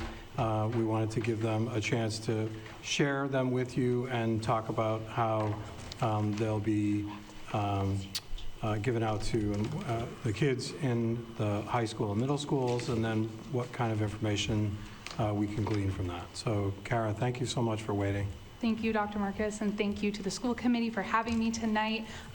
You may remember a couple of my colleagues coming last year, our chief Hillary and our grants manager Gabby. So I'm here to do a very similar process. I'm going to try to keep this as brief as possible. I'm more than happy to go back and answer any questions as I move along. We are here, or I'm representing our team tonight, first to ask for the school committee's approval to re-administer these surveys, but also to incorporate some changes in terms of additional questions that we've recently acquired funding for. So what I'm going to try to do is explain what is consistent from year to year and what are the new additional questions. The middle school and high school surveys are not identical to one another, so I'm going to move through the middle school first, then I will move through the high school. So questions 1 through 6 on the middle school survey are exclusively demographics. These are standard and have not changed from last year. And the same thing for questions 7 through 13. Those are asking about substance use perceptions of risk, engagement, as well as attitudes and ability to cope with mental health challenges and struggles. So again, those first 13 questions remain unchanged from last year's survey. Questions 14 through 20, those are additional questions. So our team offers to every school district that we partner with the ability to add up to 10 local questions. When we were having meetings planning for the survey this year, there was interest expressed about having questions specifically about bullying and harassment, as well as the effectiveness of after-school programming. So we've been working with the Whitman-Hanson High School Administration as well as our data evaluators at Kelly Research Associates to craft those questions. So those are new. And again, those are per the request of you all. And then that is it for the middle school survey. So really the additional questions are just those final 6. For the high school, questions 1 through 7 are also about demographics. There's only one question in the demographics catchment for the high school. It asks specifically about sexual orientation. This is how it was structured last year. So high school students did complete the 7 questions, middle school just the 6. With that last one, null and void for the middle school. Questions 8 through 14 are the same standard questions for the most part as the middle school. Again, these remain unchanged from last year to this year, so we're merely asking for a continuation. Questions 15 through 18, these are exclusive to just the high school. Our team received funding through the Massachusetts Department of Public Health, specifically their Office of Problem Gambling Services, to do surveying around underage and problem gambling. So we have 4 questions about gambling behaviors, as well as perceptions of risk. And within the matrix, we ask specifically about the mode of gambling. To my understanding, this is the first opportunity that any prevention agency within the state is able to capture regional data. At this current time, we only have statewide data. The statewide data that we do have was last collected in 2023 through the Youth Health Survey and Youth Risk Behavior Survey. 48% of middle schoolers engaged with gambling in 2023, 46% of high schoolers engaged with gambling in 2023, as well as 4 to 8% of Massachusetts youth currently live with problem gambling disorder. That's all according to DPH. So we're hoping that if we're able to collect local data within Whitman-Hanson, as well as our other 11 partnering school districts, we can really tailor a lot of our prevention programming to the nuanced needs of your communities. And we already have the funding to be able to do this, but also owning local data really empowers us to aggressively pursue other forms of funding. So I can always circle back to that. But again, I know we're short on time. The additional questions pertaining to bullying and harassment, as well as after-school programming, those are questions 19 through 25, I believe, on the high school edition. Just for the surveys overall, they will continue to be administered solely electronically. It takes about 10 to 15 minutes for each student to complete it. Our team provides video instructions as well as a survey packet for educators or whoever is administering the survey to be able to have on hand. That includes a script. You all own the data. We're able to provide you summary analysis both for the year but also comparing year to year. I only have one copy, but I'm also able to send out electronic versions if you all would like to review that. And we have the ability to have these surveys translated to any language you need currently. I believe it's French, Portuguese, and Spanish that we've historically done for Whitman-Hanson, but let's say one student speaks Albanian, we can also have the funding to translate those surveys to make sure it's as accessible as possible. I know I kind of ran through that very fast. Great. Thank you so much. Motion to approve? Second. Questions, yeah. Just, okay, motion to approve. Yeah. Yep. Motion to approve, second. Second. Okay, discussion. Discussion, missed that one. So thank you so much, and you know how much I love you. You do some great stuff, and you bring up a lot of great questions. I've learned a lot going to the meetings. If you can go to the meetings, go to the meetings. They have some of the most caring people in our community doing this. But one of the things that I'm noticing about the survey for bullying is, and I think we've touched on this a little bit, is in which way are they bullying? In which facet? How are they doing their bullying? Because when we talk to people, a lot of it is with their phones. Absolutely. And I'd love to see some, if possible, some surveys saying, okay, how are you receiving that bullying? And I know if you ask a kid, do you want a no phone policy? They're going to say no, but at least identify how that's happening. Absolutely. And so that we can have that discussion and shape our policies. Absolutely. I'm just trying to quickly look through the additional questions. I looked through them quickly too, Okay. but I didn't see it. But you know something? I'm not just, I'm here. So we do have one question. It's the last row on question 19 that specifically asks about how often do you see or hear students posting or texting something mean on social media. Okay, thank you. So again, that's not me fully reading through all of them, but we do try to get a broad spectrum as to how those interpersonal interactions. We've had the conversations, and people have, not directly you, but people in the groups have sort of highlighted. I think I asked, well, what could we do to stop kids from having this anxiety that's making them drink or encourage them? I mean, kids are coming in and they're using substance to cope with their day, here. So what could we do? And of course, we talked a little bit about the start times. And I think the primary thing that everybody kind of looked at me and, informed me, like, hey, lady, you got to know about these cell phones because this is kind of where it's happening. And where the horrors are happening for these kids. This is the tool for this. So this is another thing that maybe we didn't know. And this is where flexibility in this budget has to be. But thank you so much for your informative information. I get one. Yeah. One thing I would maybe add is we wrote about prescription drugs. A lot of kids are still prescribed drugs that they do abuse. A lot of kids get Adderall. A lot of kids take a lot more than the prescription says. That's all. Absolutely. No, thank you for that. I will note, and again, I don't know if this is directly answering your question, we do try, so I'm looking at question 8, for example, use prescription drugs not prescribed to you.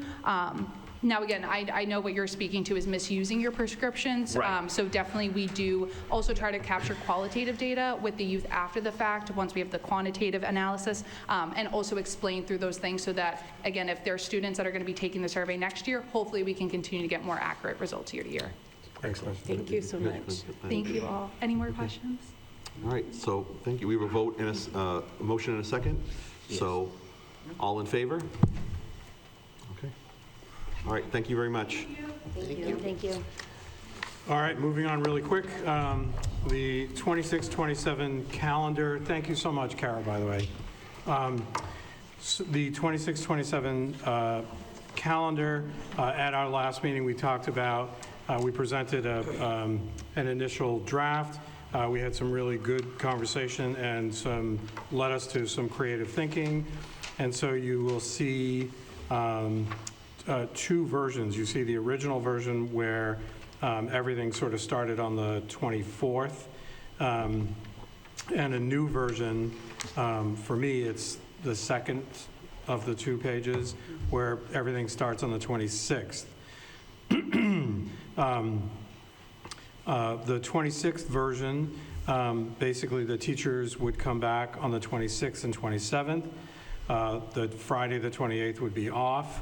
The students would then start on August 31st, would continue from August 31st through the 4th, which would be a half day.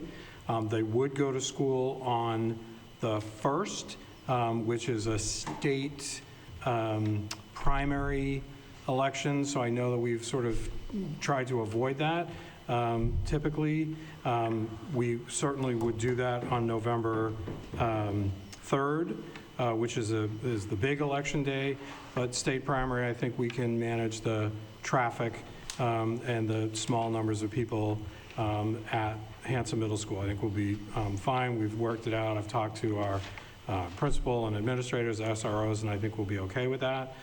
And so by doing that, starting on the 26th, 27, and the kids starting on the 31st, we would the end of the year would be June 14th, and that would give 3 days, snow days before the 18th, which is the celebration day for Juneteenth. And it's certainly not going to snow any more than 3 days. So we would be completely fine. I think you've got to watch it with the predictions, because I think you've challenged Mother Nature before. And you didn't come on the winning end of challenging. I thought about you with the Hopefully Mother Nature will forget by next year you said that. I thought about you with the snowstorm, and you said, come on, global warming, and the TV said, we're having the snow because of global warming. Yeah, exactly. So I just wanted to make sure that everybody had those. It would be my recommendation that we move forward with what I'm calling the hybrid, which is starting on the 26th, and that the 24th is really just there, mostly because, as Ms. Hill just said, I was freaked out by how many snow days we had. But A motion to accept? Second. Okay. Discussion. Hillary. So 2 things. So I am very, very opposed to having school when there is voting. I think there are 3 things that on my 6 years on the committee that I've been emailed the most about. And it was a primary election, and there was school in session. That was the second most emailed thing. It is an absolute safety and security issue. Not to mention a disruption, because you're hoping that it's sunny outside so the gym classes can get outside. And the auditorium, you can't use the auditorium either. There should not be students in that part of the building. I have massive, massive concerns about it. I understand that it's a Hanson problem and we've gone through this, but past practice has been we do not have voting. After that 1 year, we do not hold school regardless of what it is. Secondly, and I think this is almost, I don't want to say it's a bigger issue, but the elementary open house being 1, 2, 3, like a weekend before the first day of school, it is not ideal. I have been to a lot of open houses, all 3 of my kids, the elementary, particularly for students who have school anxiety. Having the elementary open house the night before school starts is the best thing you could do for them. It saves, I know, like when my son started kindergarten, that open house, I was like, all right, you're gonna be okay. With my youngest, you know, it just calms everybody's nerves, the parents, the kids, the teachers even, right? Who am I getting? What are their faces? I think having that open house on the 27th and then having a weekend in between, that's the opposite of what the intent of that is. I know that there's usually a school bus, there's usually the SRO with, at least in Hanson, with the comfort dog. There's all kinds of, the PTO does great activities. I think you're gonna run into parents and families still being on vacation because that's not the week that school starts. So attendance might be low. I guess the question is like, is there something contractually that says that they, like, I don't know. I just think as a parent who has had 3 kids go through the elementary school, there is nothing better for the kids and for the parents than having that open house the night before school starts. And that's so, a Sunday. no, so what you would do is have the teachers go 31st and 1st, kids come the 2nd, so that 1st you have the open house, and it's the same. I know the days, the number of days aren't the same as far as like it's September, not August, but it's the same routine that these kids have had for a very long time. And I think routine is really important. I don't know if anybody else can speak to the open houses, but I think particularly for students with that anxiety, and we know that that is a real thing. And if you do that, because we have school on Good Friday, and I know the snow gods are listening to me, but that just puts the last day of school at June 16th, which is not outrageous, in my opinion. I don't know, like, you know, the earlier kids get out in June, the more it costs parents because that's more childcare you have to find.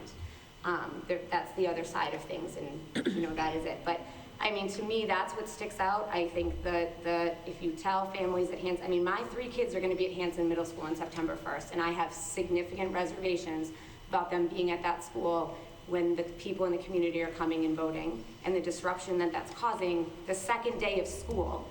And then also, I think a bigger piece is the open house and the sense of community that allows for the students and their families when the kids are coming into school. So I would make a motion to amend this calendar for the reasons that I said. But we have a motion on the floor already, so I guess we have to change that, so. Rosemary. I'm gonna say, as a person whose car broke down in a primary election and messed up all the busing at Hanson Middle, because I was holding signs for someone, that it might seem like nothing, but one little thing could make it go out of whack, because I think but they allow you to park along the side, and then the buses can't come in, and it was just, the car wouldn't start. It was a Mini Cooper, if anybody's ever had one. You know how they work. That being said, it isn't a Hanson issue, it's an equity issue. If children if all of our students aren't having the access or something's being disrupted, but can we get creative? Can we have that day some sort of program, music program or something introductory to your school? Look where you could go. Come to the high school and do some sort of thing. Not that it's possible, but I know it's just out of the box thinking. Something creative to do that. Or go back to the towns and say, is the school really the best place? Is the library, the senior center, something that we can do something with? Senior center is pretty large over there, and it'll also give a lot of access to the seniors to vote, which is really wonderful. But thinking out of the box. But I have seen and been a cause of a problem over there, and I've lived in Hanson. I grew up in Hanson. You know, my family's from there, so I know what they're talking about. It's not as simple as you think. You've got to see it to see what a voting day looks like there.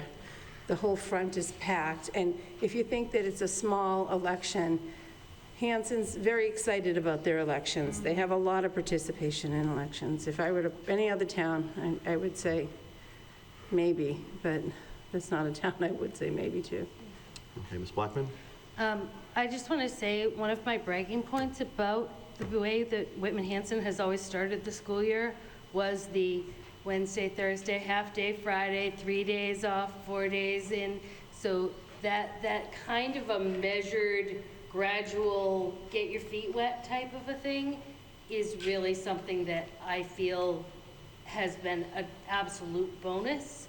So I appreciate that you guys are doing everything you can to accommodate all of our craziness and requests, despite the fact that Labor Day is so late this year.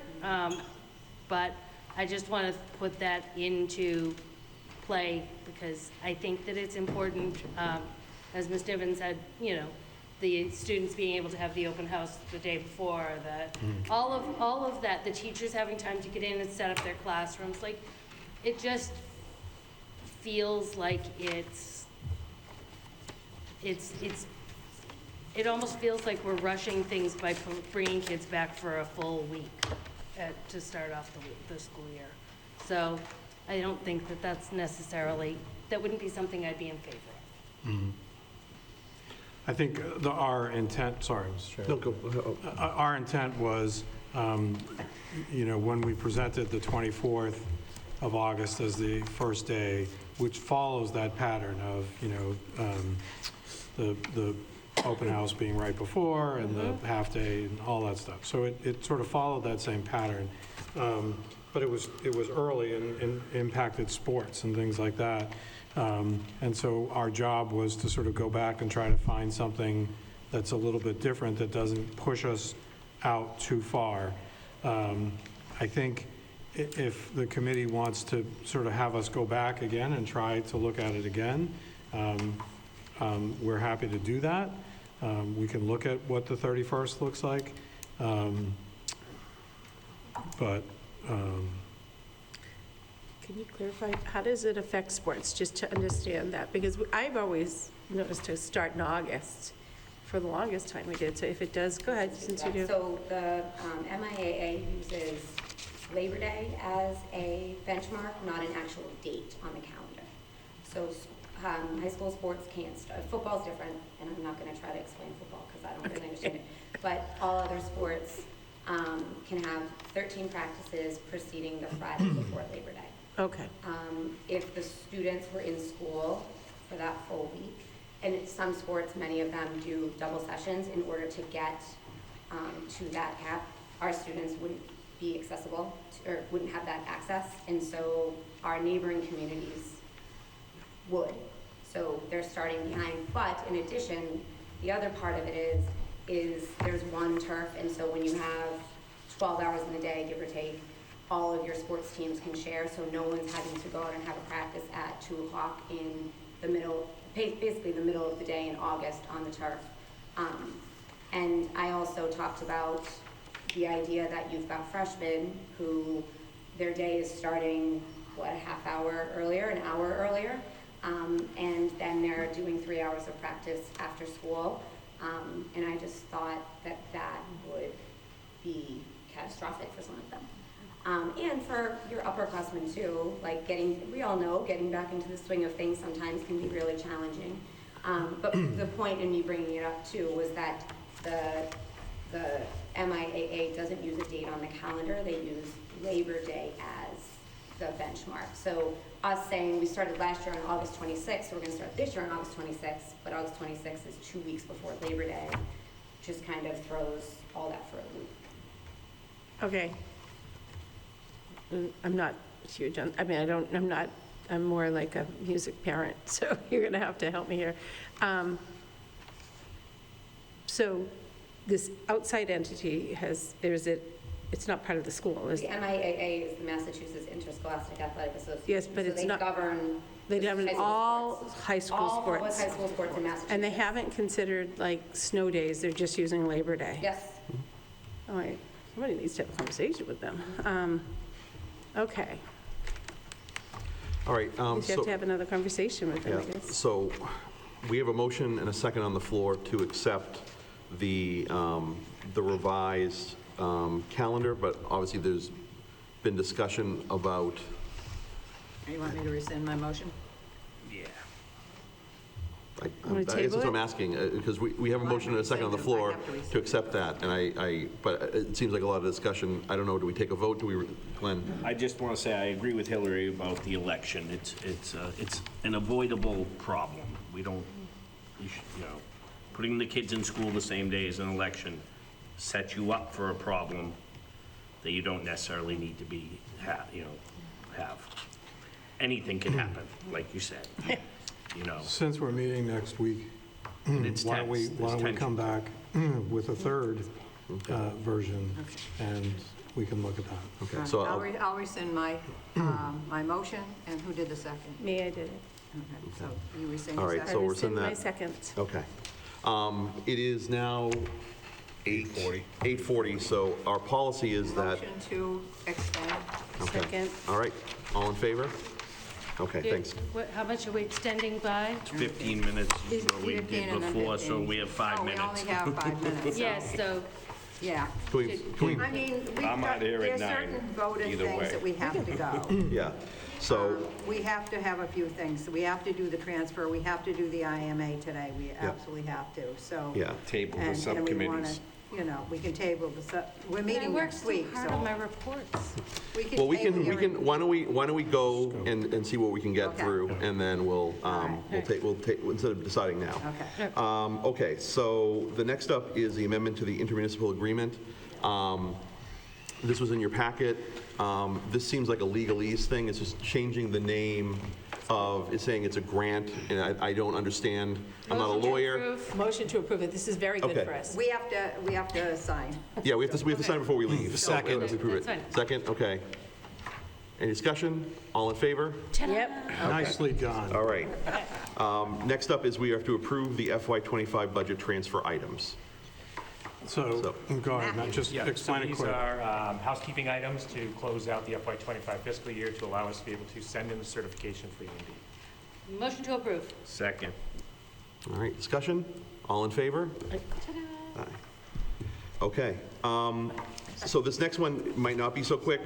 It is, so for those that are boring and watch town meetings like I do, the Hanson Select Board a few weeks ago voted to approach the Inspector General's office about looking into the school's financial situation. I reached out to the chair of Hanson and said that if they could hold back and we could discuss it, because she was going to talk to the chair of the Whitman Select Board about doing it, and I did not like the optics of the two towns coming in, like scolding parents to look at us, and instead offered to bring it to this committee to see if we would be willing to also join in to ask the Inspector General to come and look at the past practices at the school and what transpired with our budget. And I'm not necessarily making a recommendation one or the other, but I thought that it would be better for us to at least, discuss it as opposed to be separate from it, because I want to make sure, in the discussions I've had with the two boards, since I've been chair, I've really tried to emphasize the fact that we are a co-equal committee to them. We are a municipality, and so I didn't like the idea of them kind of doing this on their own, but I wanted to bring this to the committee. Rosemary. Thank you so much for bringing this to the committee. I am concerned that it is just a look at the schools, because it also should be looking beyond just the schools, at money flowing in and money flowing out. There have been multiple attempts by school committee members, by finance committee members, to review all kinds of what appears to be actions that were taken outside of the scope of the authority of some people, both, and not to have met known miscalculations be known by the public. And that has affected this budget and how it's grown and restricted it. Also, during the audit that they paid for by Whitman-Hanson to do before for the schools, the ask was that we look at the capital within our school system, and the capital came back as inconsistent. That is not, it didn't, what's the word? It didn't conjive or whatever. Jive. What? Jive. Yeah, now that's not something you just sort of go, no problem to. I know that we had, I know that a review of much broader, the idea that we are one separate entity and that everything just happened at the schools, I think that's something we have to stop thinking.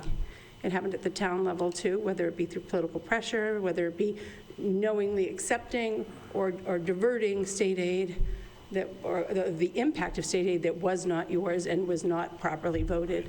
All of that had an impact. So a broader, if we do this, I did write something out on email. My expectation, and it should be noted that people emailed, I believe, us talking about how they tried to reach out to the state, tried to get outside people to help, far before that, years before. So I don't think that that stuff should be off the table, and understanding that the state really didn't step in and do its job as well. I'd like to look all the way up to Desi. Okay. All right, Glenn? All right, well, could this happen with or without our approval? Yes. Okay, so the optics of us trying to prevent this from happening. We I don't want to prevent it. I know, but what are we doing right now? Well, I think We're what just we wanted. discussing it? Well, I wanted to get a vote that we would join in. Join in. Yes. Either join in with the two Okay, towns. but that's my point. If we vote that we All our don't children. join in. They're still gonna do it. That doesn't look very well Right. for us. Who cares what That's it us looks like? hiding something. Yeah. Oh, no, we don't want anyone to look. Yeah, yeah. Whoa, whoa. But are they going to do the same, be Okay, as we're just gonna- as open? It's happening with or without us. So Yeah. just vote for it and get it over with. Yeah. Yeah. The only concern I have, and, you know, you're absolutely right, Glenn, the optics would look bad. The only concern is the extra pressure on our people in the office. They're already overwhelmed with what they have to do. And that's my only concern, is just, you know, what is it going to involve for our folks? Again, that we already had an audit by the two towns. We have our own internal audit that's being done that we're still waiting for, and still have to do 25. That's my only concern. But I know the optics, if we said no, would look terrible. But that is my concern, just like looking out for these guys. That, you know, they're just so overwhelmed as it is. That's just my concern. And it probably wouldn't happen for a while anyway. Yeah. So, even if it Yeah. did. But. All right, TJ, and then Stephanie, and then Warren.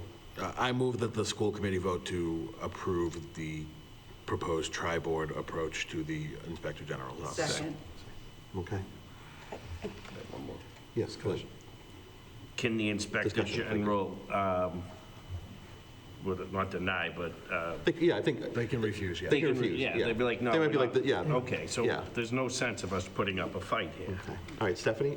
I have no problem with them coming in and looking at whatever, and my guess is that the work that Mr. Marcus, Dr. Marcus and Mr. Wells have done is going to make it very easy for them to see where everything falls. There's complete transparency here, and so I have zero concern about it whatsoever, but I do like Ms. Hill's idea of, let's look at Everybody. At everybody, and if everybody's doing their fair share, picture, and, all the way to you Desi. know, all of that, so. All right, Warren? Thank you. I was just pretty much going to echo what Stephanie just said, that I think a lot of the documents that they would be looking for have already been created and they already exist. I don't think Nice. there's tremendous additional work. Okay, Hillary? I just have one question. So the Inspector General can refuse this, and it sounds like someone had made a request to the Inspector General and it was refused or ignored. Is that accurate? Multiple people have made calls to the Inspector General on this from illegal, we didn't vote the statutory method, No, and but so that was illegal. So let me no. just understand, just so you know. Just a point. So the point is, different aspects that led us here, at each different step, somebody contacted that Inspector General. People did okay, that. So now the only thing is, the towns are willing to look at it. I mean, even, I called Desi, and I was asked about calculations, when they were saying, oh, I guess we checked the wrong box. Well, we did the calculation at Desi, and I proved it. I proved it, that the numbers were wrong, and they did it on the phone with me. So there was an awareness, guys. There was an awareness across the board. And ultimately, guess what? The state's responsible. The Constitution makes the state responsible. So I think that this audit should go all the way up.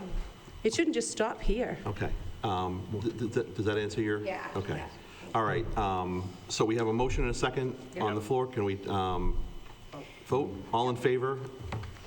Okay, thank you. All right. So I'm curious about letter F, which is the approval of the AI policy, because I don't know, do we have anyone here? I know Dr. Nikki, It's all the it's. well, I know it's all the ones, but that's including the AI policy, because that's the one I think people might have questions about. Okay. Okay. This is So, the third read, yes. so.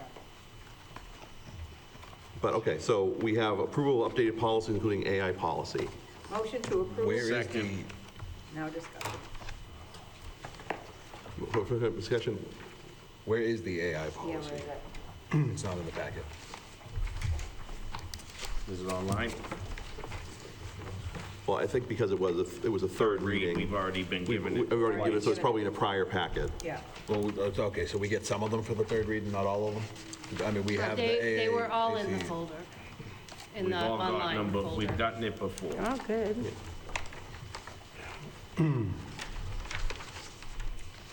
It's not in mine. It's not in the state.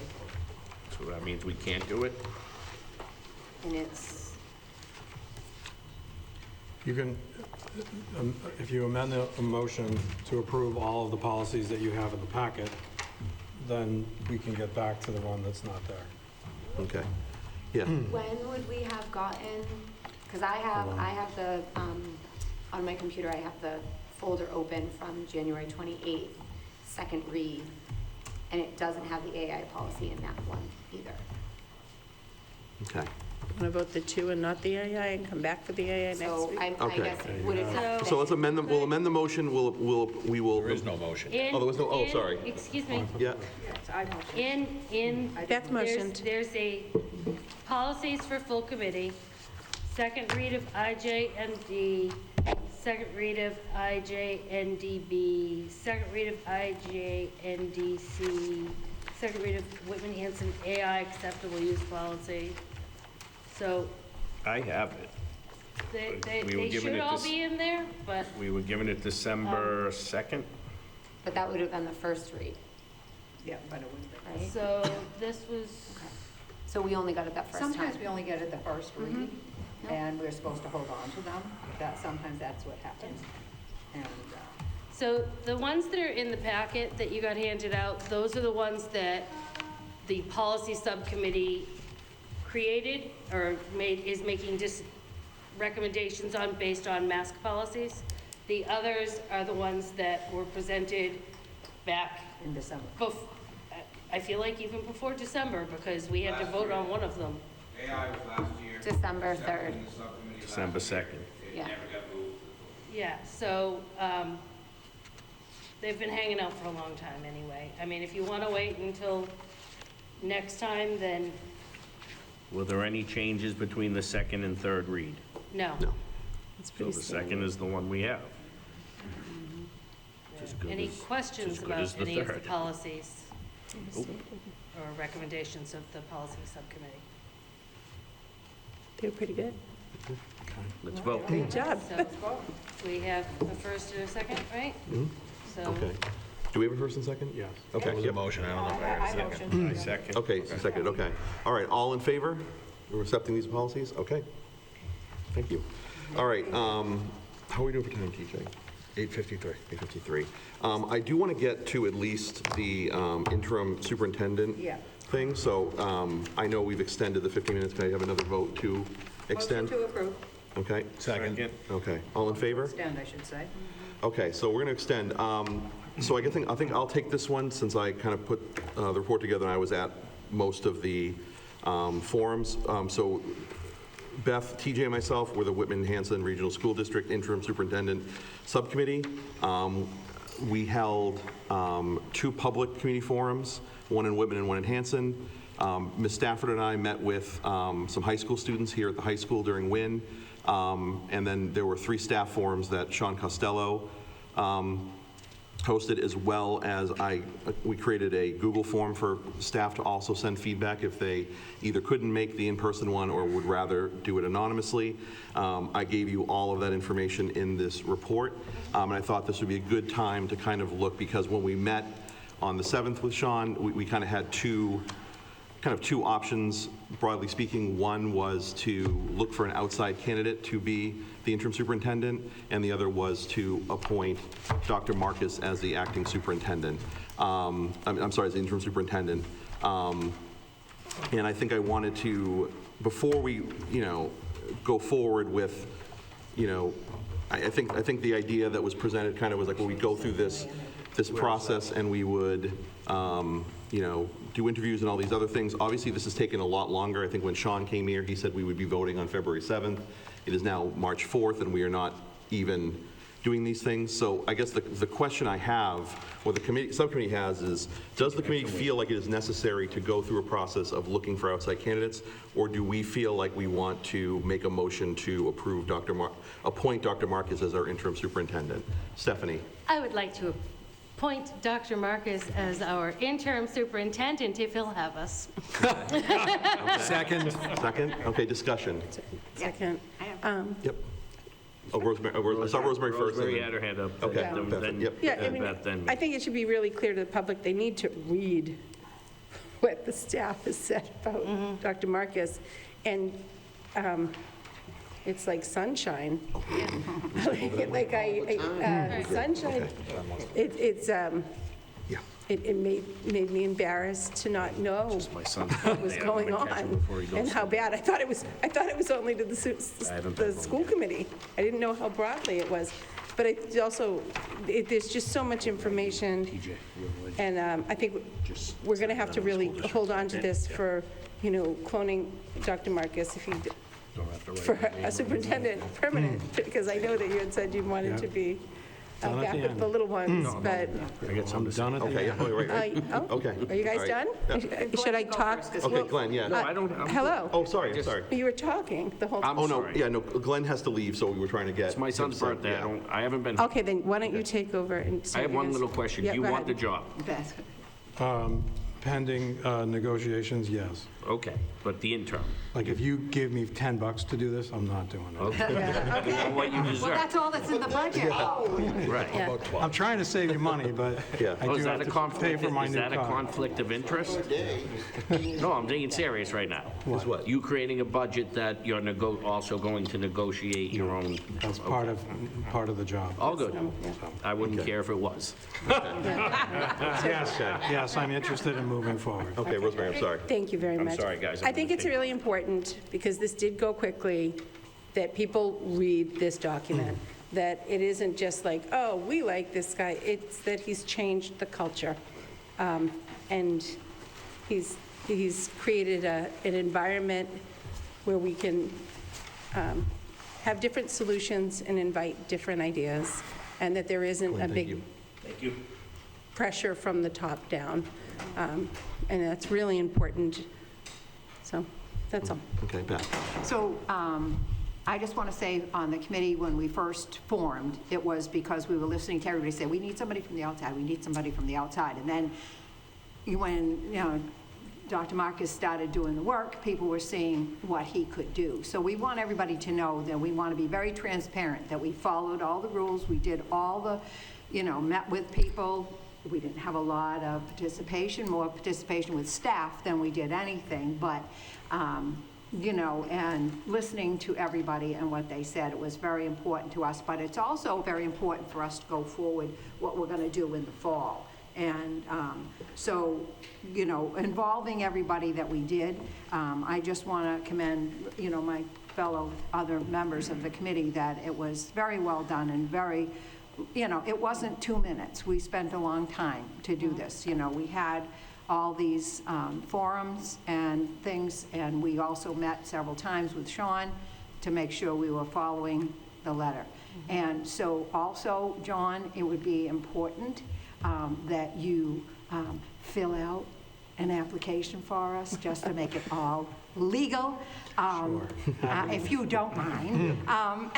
And so we can accept that. So it's all illegal for an interim. Sure. So we don't have any questions Yeah, that's a asked good by idea. anybody in the public, and it was suggested to us by Sean that Sure. we do that, if you don't mind. Yep. Hillary. Sorry. I just have a couple questions. First, thanks for noting, whoever made this, that it was produced by AI, Google Gemini. I think that's really important, and Yeah. it's Great. I didn't like doing it, but No, but I wanted to if make you sure that it do, was you do it. unbiased. No, that's what you use it for, to synthesize Yeah. the stuff, right? So, questions that I have, how many, because I think that this is important, and I don't know if this is, it's sort of anecdotal in our whole process, right? I mean, we all know what our meetings looked like in October and November, right? And so, based on that, how many people came to the forums that you held in Whitman and Hanson? So in Whitman, I would say there was probably it was probably about a dozen, and I would say it was probably about a Hanson dozen. was in 10. Hanson was 10. Yeah, Hanson was 10, and 6 of them were from Whitman. yeah. And, So- and 2 of them were select board from Hanson. So, in total, of the 2 community forums about our interim superintendent, 20 about people. 20 people. Yeah. Okay, and then staff, it seems like there was more participation, but there Yes. was also another way to do that. It was approximately 70 at the staff forums. And then you had the Google. And then we had about 50 Google Forms. Okay, Yeah. yep. That's all. Housekeeping. Just a Yes. question. Ms. Blackman, I think we need to amend the motion to be pending successful contract negotiations. Thank you. Yes. Okay. Then I make that amendment that we appoint Dr. Marcus as the interim superintendent pending successful contract negotiations. Second. Okay. Any other discussion? All right, all in favor? All right. Ta-da. Congratulations. You waited a long time. We had to do it right. Okay. Put All me right. in, coach. Okay. All right, in my haste to get to the budget transfer, we skipped over the intermunicipal agreement. Did we vote on that? No, we did. We did, okay. We did. Yeah, all right, I slept-walked through that part. Yeah. Okay, awesome. So I think we're Yeah, tabling nobody the wanted to approve discuss it. Yeah. Motion to approve the meeting minutes of January 28th and February 4th. She's cooking. Second. Second. Okay, any discussion? All in favor? Oh, impressive. Hey. Okay. Any abstentions? Me, because I Yeah, was not did there. you want to Okay. say? I didn't know if you did. Okay, I'm going to say for Budget Subcommittee, obviously Dr. Marcus did a lot of that for us, so we'll spare you that. Wait, hold on, you have February 4th. Do We did both, she did both. Oh, you did both. Yeah, Sorry. we voted for both. Okay. You're really good. Yep, Yeah. all right, so Budget Subcommittee, Dr. Marcus covered that, so we'll say that's done. Warrant Subcommittee, Warrant Subcommittee, we had meeting on the 6th of February where we amended the Whitman Middle School Building Fund from the 2.5 to 5.5 and change. We reviewed and approved warrants for Whitman Middle School Building, for accounts payable, food services and payroll, and the 403B. We also approved payroll on the 20th, and then on the 27th, we met and approved Whitman Middle School Building Fund, accounts payable. We did catch one typo, so we saved the district $200. there's your salary, Dr. Marcus. There you go. I'm going to give it to Mr. Wells. And food services. I did want to note that Cardinal Cushing noted on their invoice that they are applying for reconstruction and that their rate will increase sometime in FY '26. So just making the public aware of that. And the next meeting of the warrant subcommittee is on Friday at 10 a.m. I do need to ask, because the warrant subcommittee reviews the warrants, but we do not approve the warrants, so I do need to ask for a motion from somebody from the school committee for a full vote on approving the amounts that are listed on the handout that I gave you. So moved. Second. Okay, any discussion? All in favor? Okay. Thank you, Stephanie. Yep. Policy? Policy, we had our meeting on the 11th, and we reviewed several policies, which recommendations are also on the handout. The next meeting was supposed to be today, but we needed to meet for capital and operations, so that's been bumped until the 18th. And we'll be reviewing more policies, lots of fun. I do want to update that the Policy Advisory Group met on the February 11th after the Policy Subcommittee. Mr. Trestle stopped by to greet everyone, but then left to avoid having a quorum of the policy subcommittee at an unposted meeting. After introductions, the group decided how they wanted to organize and approach future meetings. The remainder of the evening involved discussion of the online learning policy, with each person discussing their experiences with everything from kindergarten through high school, concerns about current practices, and concluded with everyone being asked to create a draft policy, which will be discussed at the next meeting, which will be held on March 24th. And just a reminder that because this is an advisory group, meeting agendas do not need to be posted, and the meeting is not open to the general public. That's it. Okay. All right, Whitman Middle School Building Committee, Mrs. Okay, Stafford. we met yesterday. We took a tour of the building, which is coming along fabulously. It's unbelievable. And I found out, well, we found out yesterday that the town of Whitman had been, their rating stayed the same. It did not go down, so good rating. And today I just received, because they're doing bids and bonds, excuse me. So the they have the $30 million bond for the Whitman Building project was bid, and that came in at, excuse me, that's the bond, and that came in from Raymond James Associates, the lowest, 3.915. And the ban, the 31 million, which is to cover, the bond is to pay off the ban that we had. Then we have the ban, the new ban coming up, is $31 million, and that one came in at, from Jeffries LLC, and that came in at 2.335. Wow. So we're very Thank you, pleased Whitman. with that, very pleased. Mary Beth Carter, thank you for Thank all you, your Mary hard Beth. work. Thank you for Matt helping with everything with the building committee and getting all our finances kind of better. The next part will be the FF&E bids in September. That's the stuff like the desks and the chairs and all that kind of stuff. So those bids will be done in September. So we're really coming along.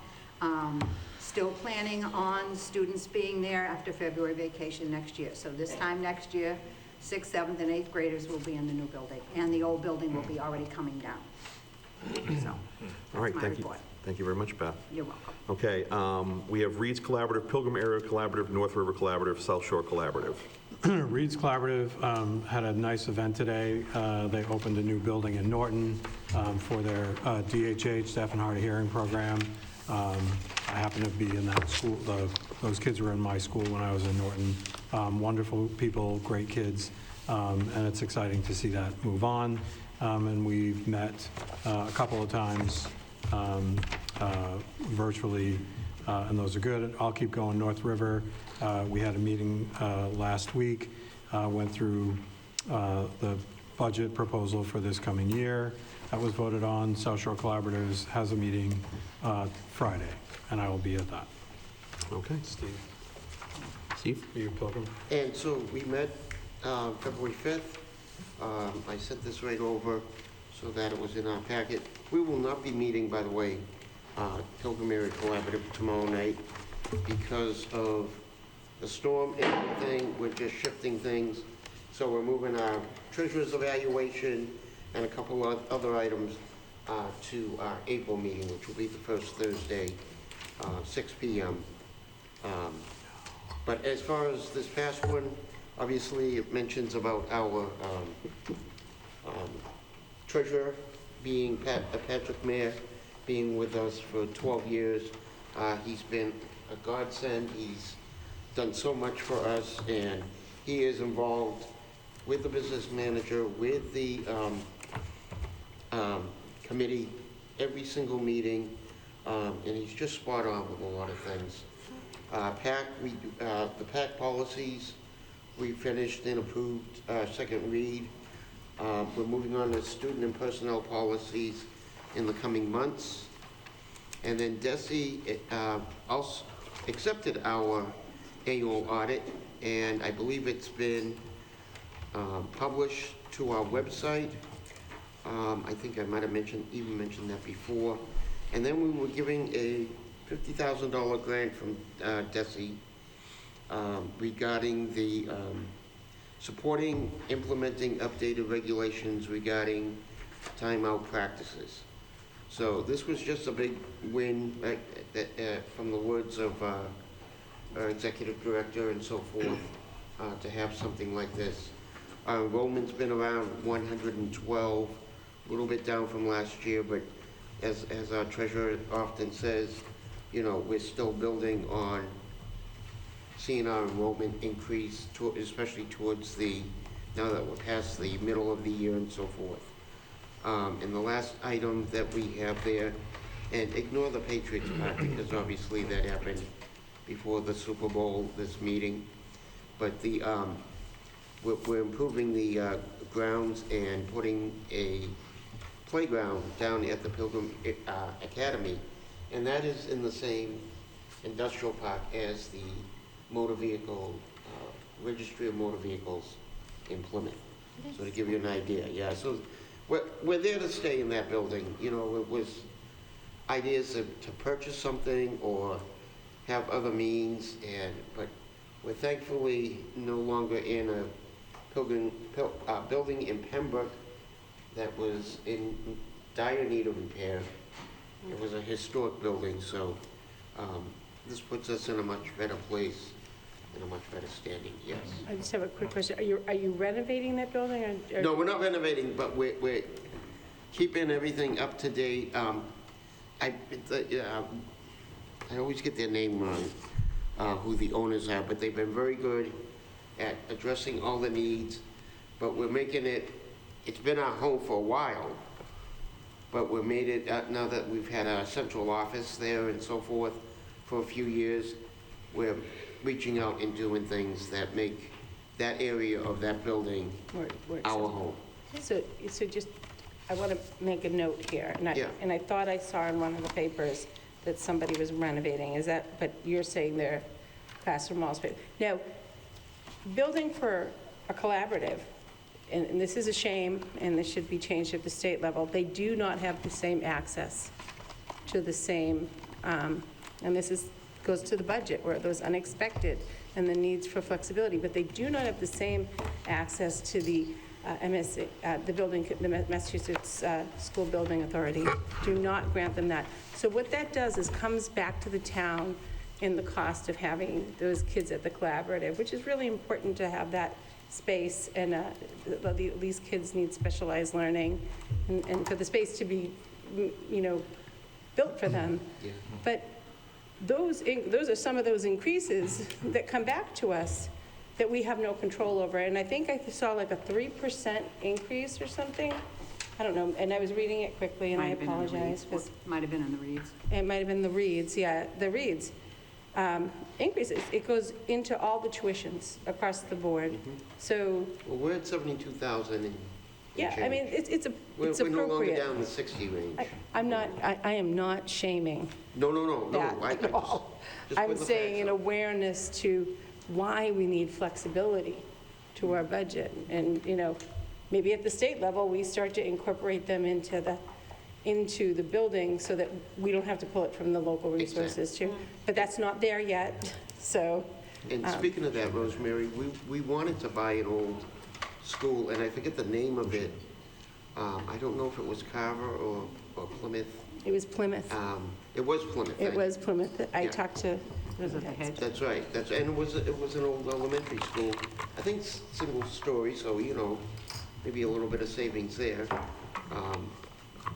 It just didn't fall through for us. Yep. All right. Well, thank you, Motion Mr. to Boyce. adjourn? No, we have public comment. Oh, public comment. I'm sorry. I'm sorry. Thanks. I'm sorry. All right. So for just a reminder for public comment, we have 3 minutes per speaker, and first up we have Jen Roback.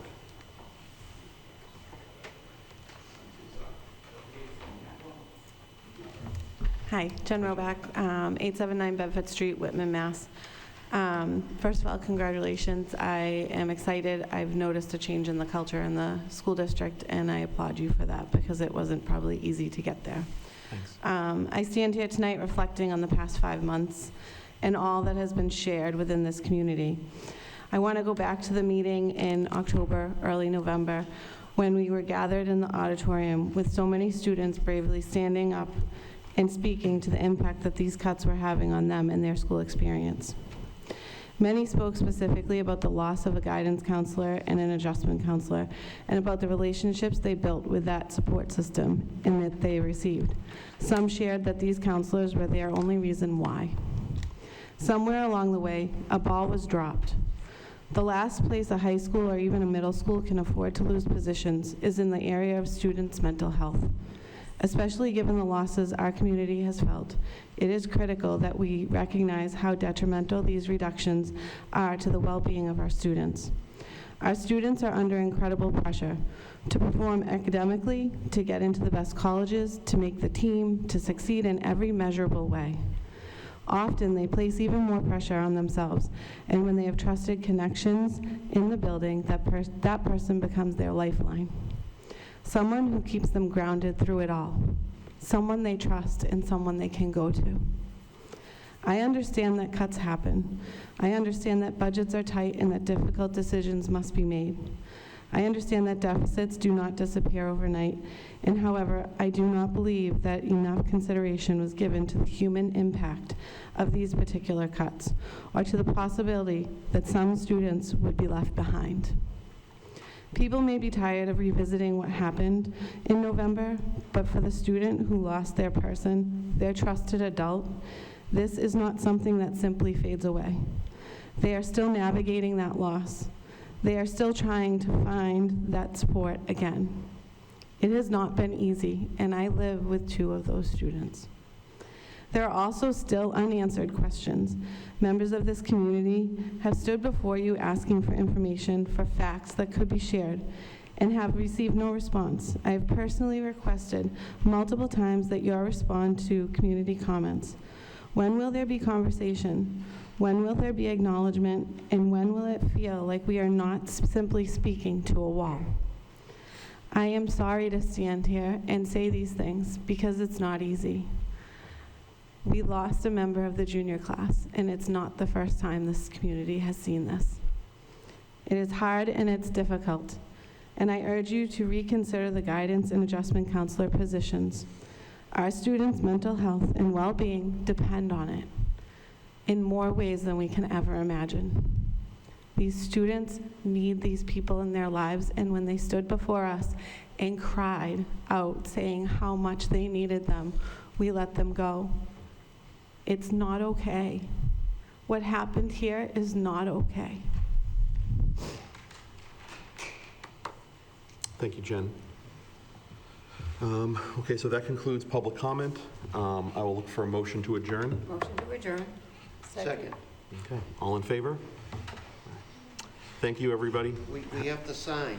Yeah, we're going to sign the intermunicipal agreement before they go, yeah, otherwise Yeah, we'll be in trouble. we'll be in trouble. It's the last thing. everybody. Thank you, It's the everybody. last thing that we need. Is it problematic that Chris and Glenn are Glenn signed it before he left.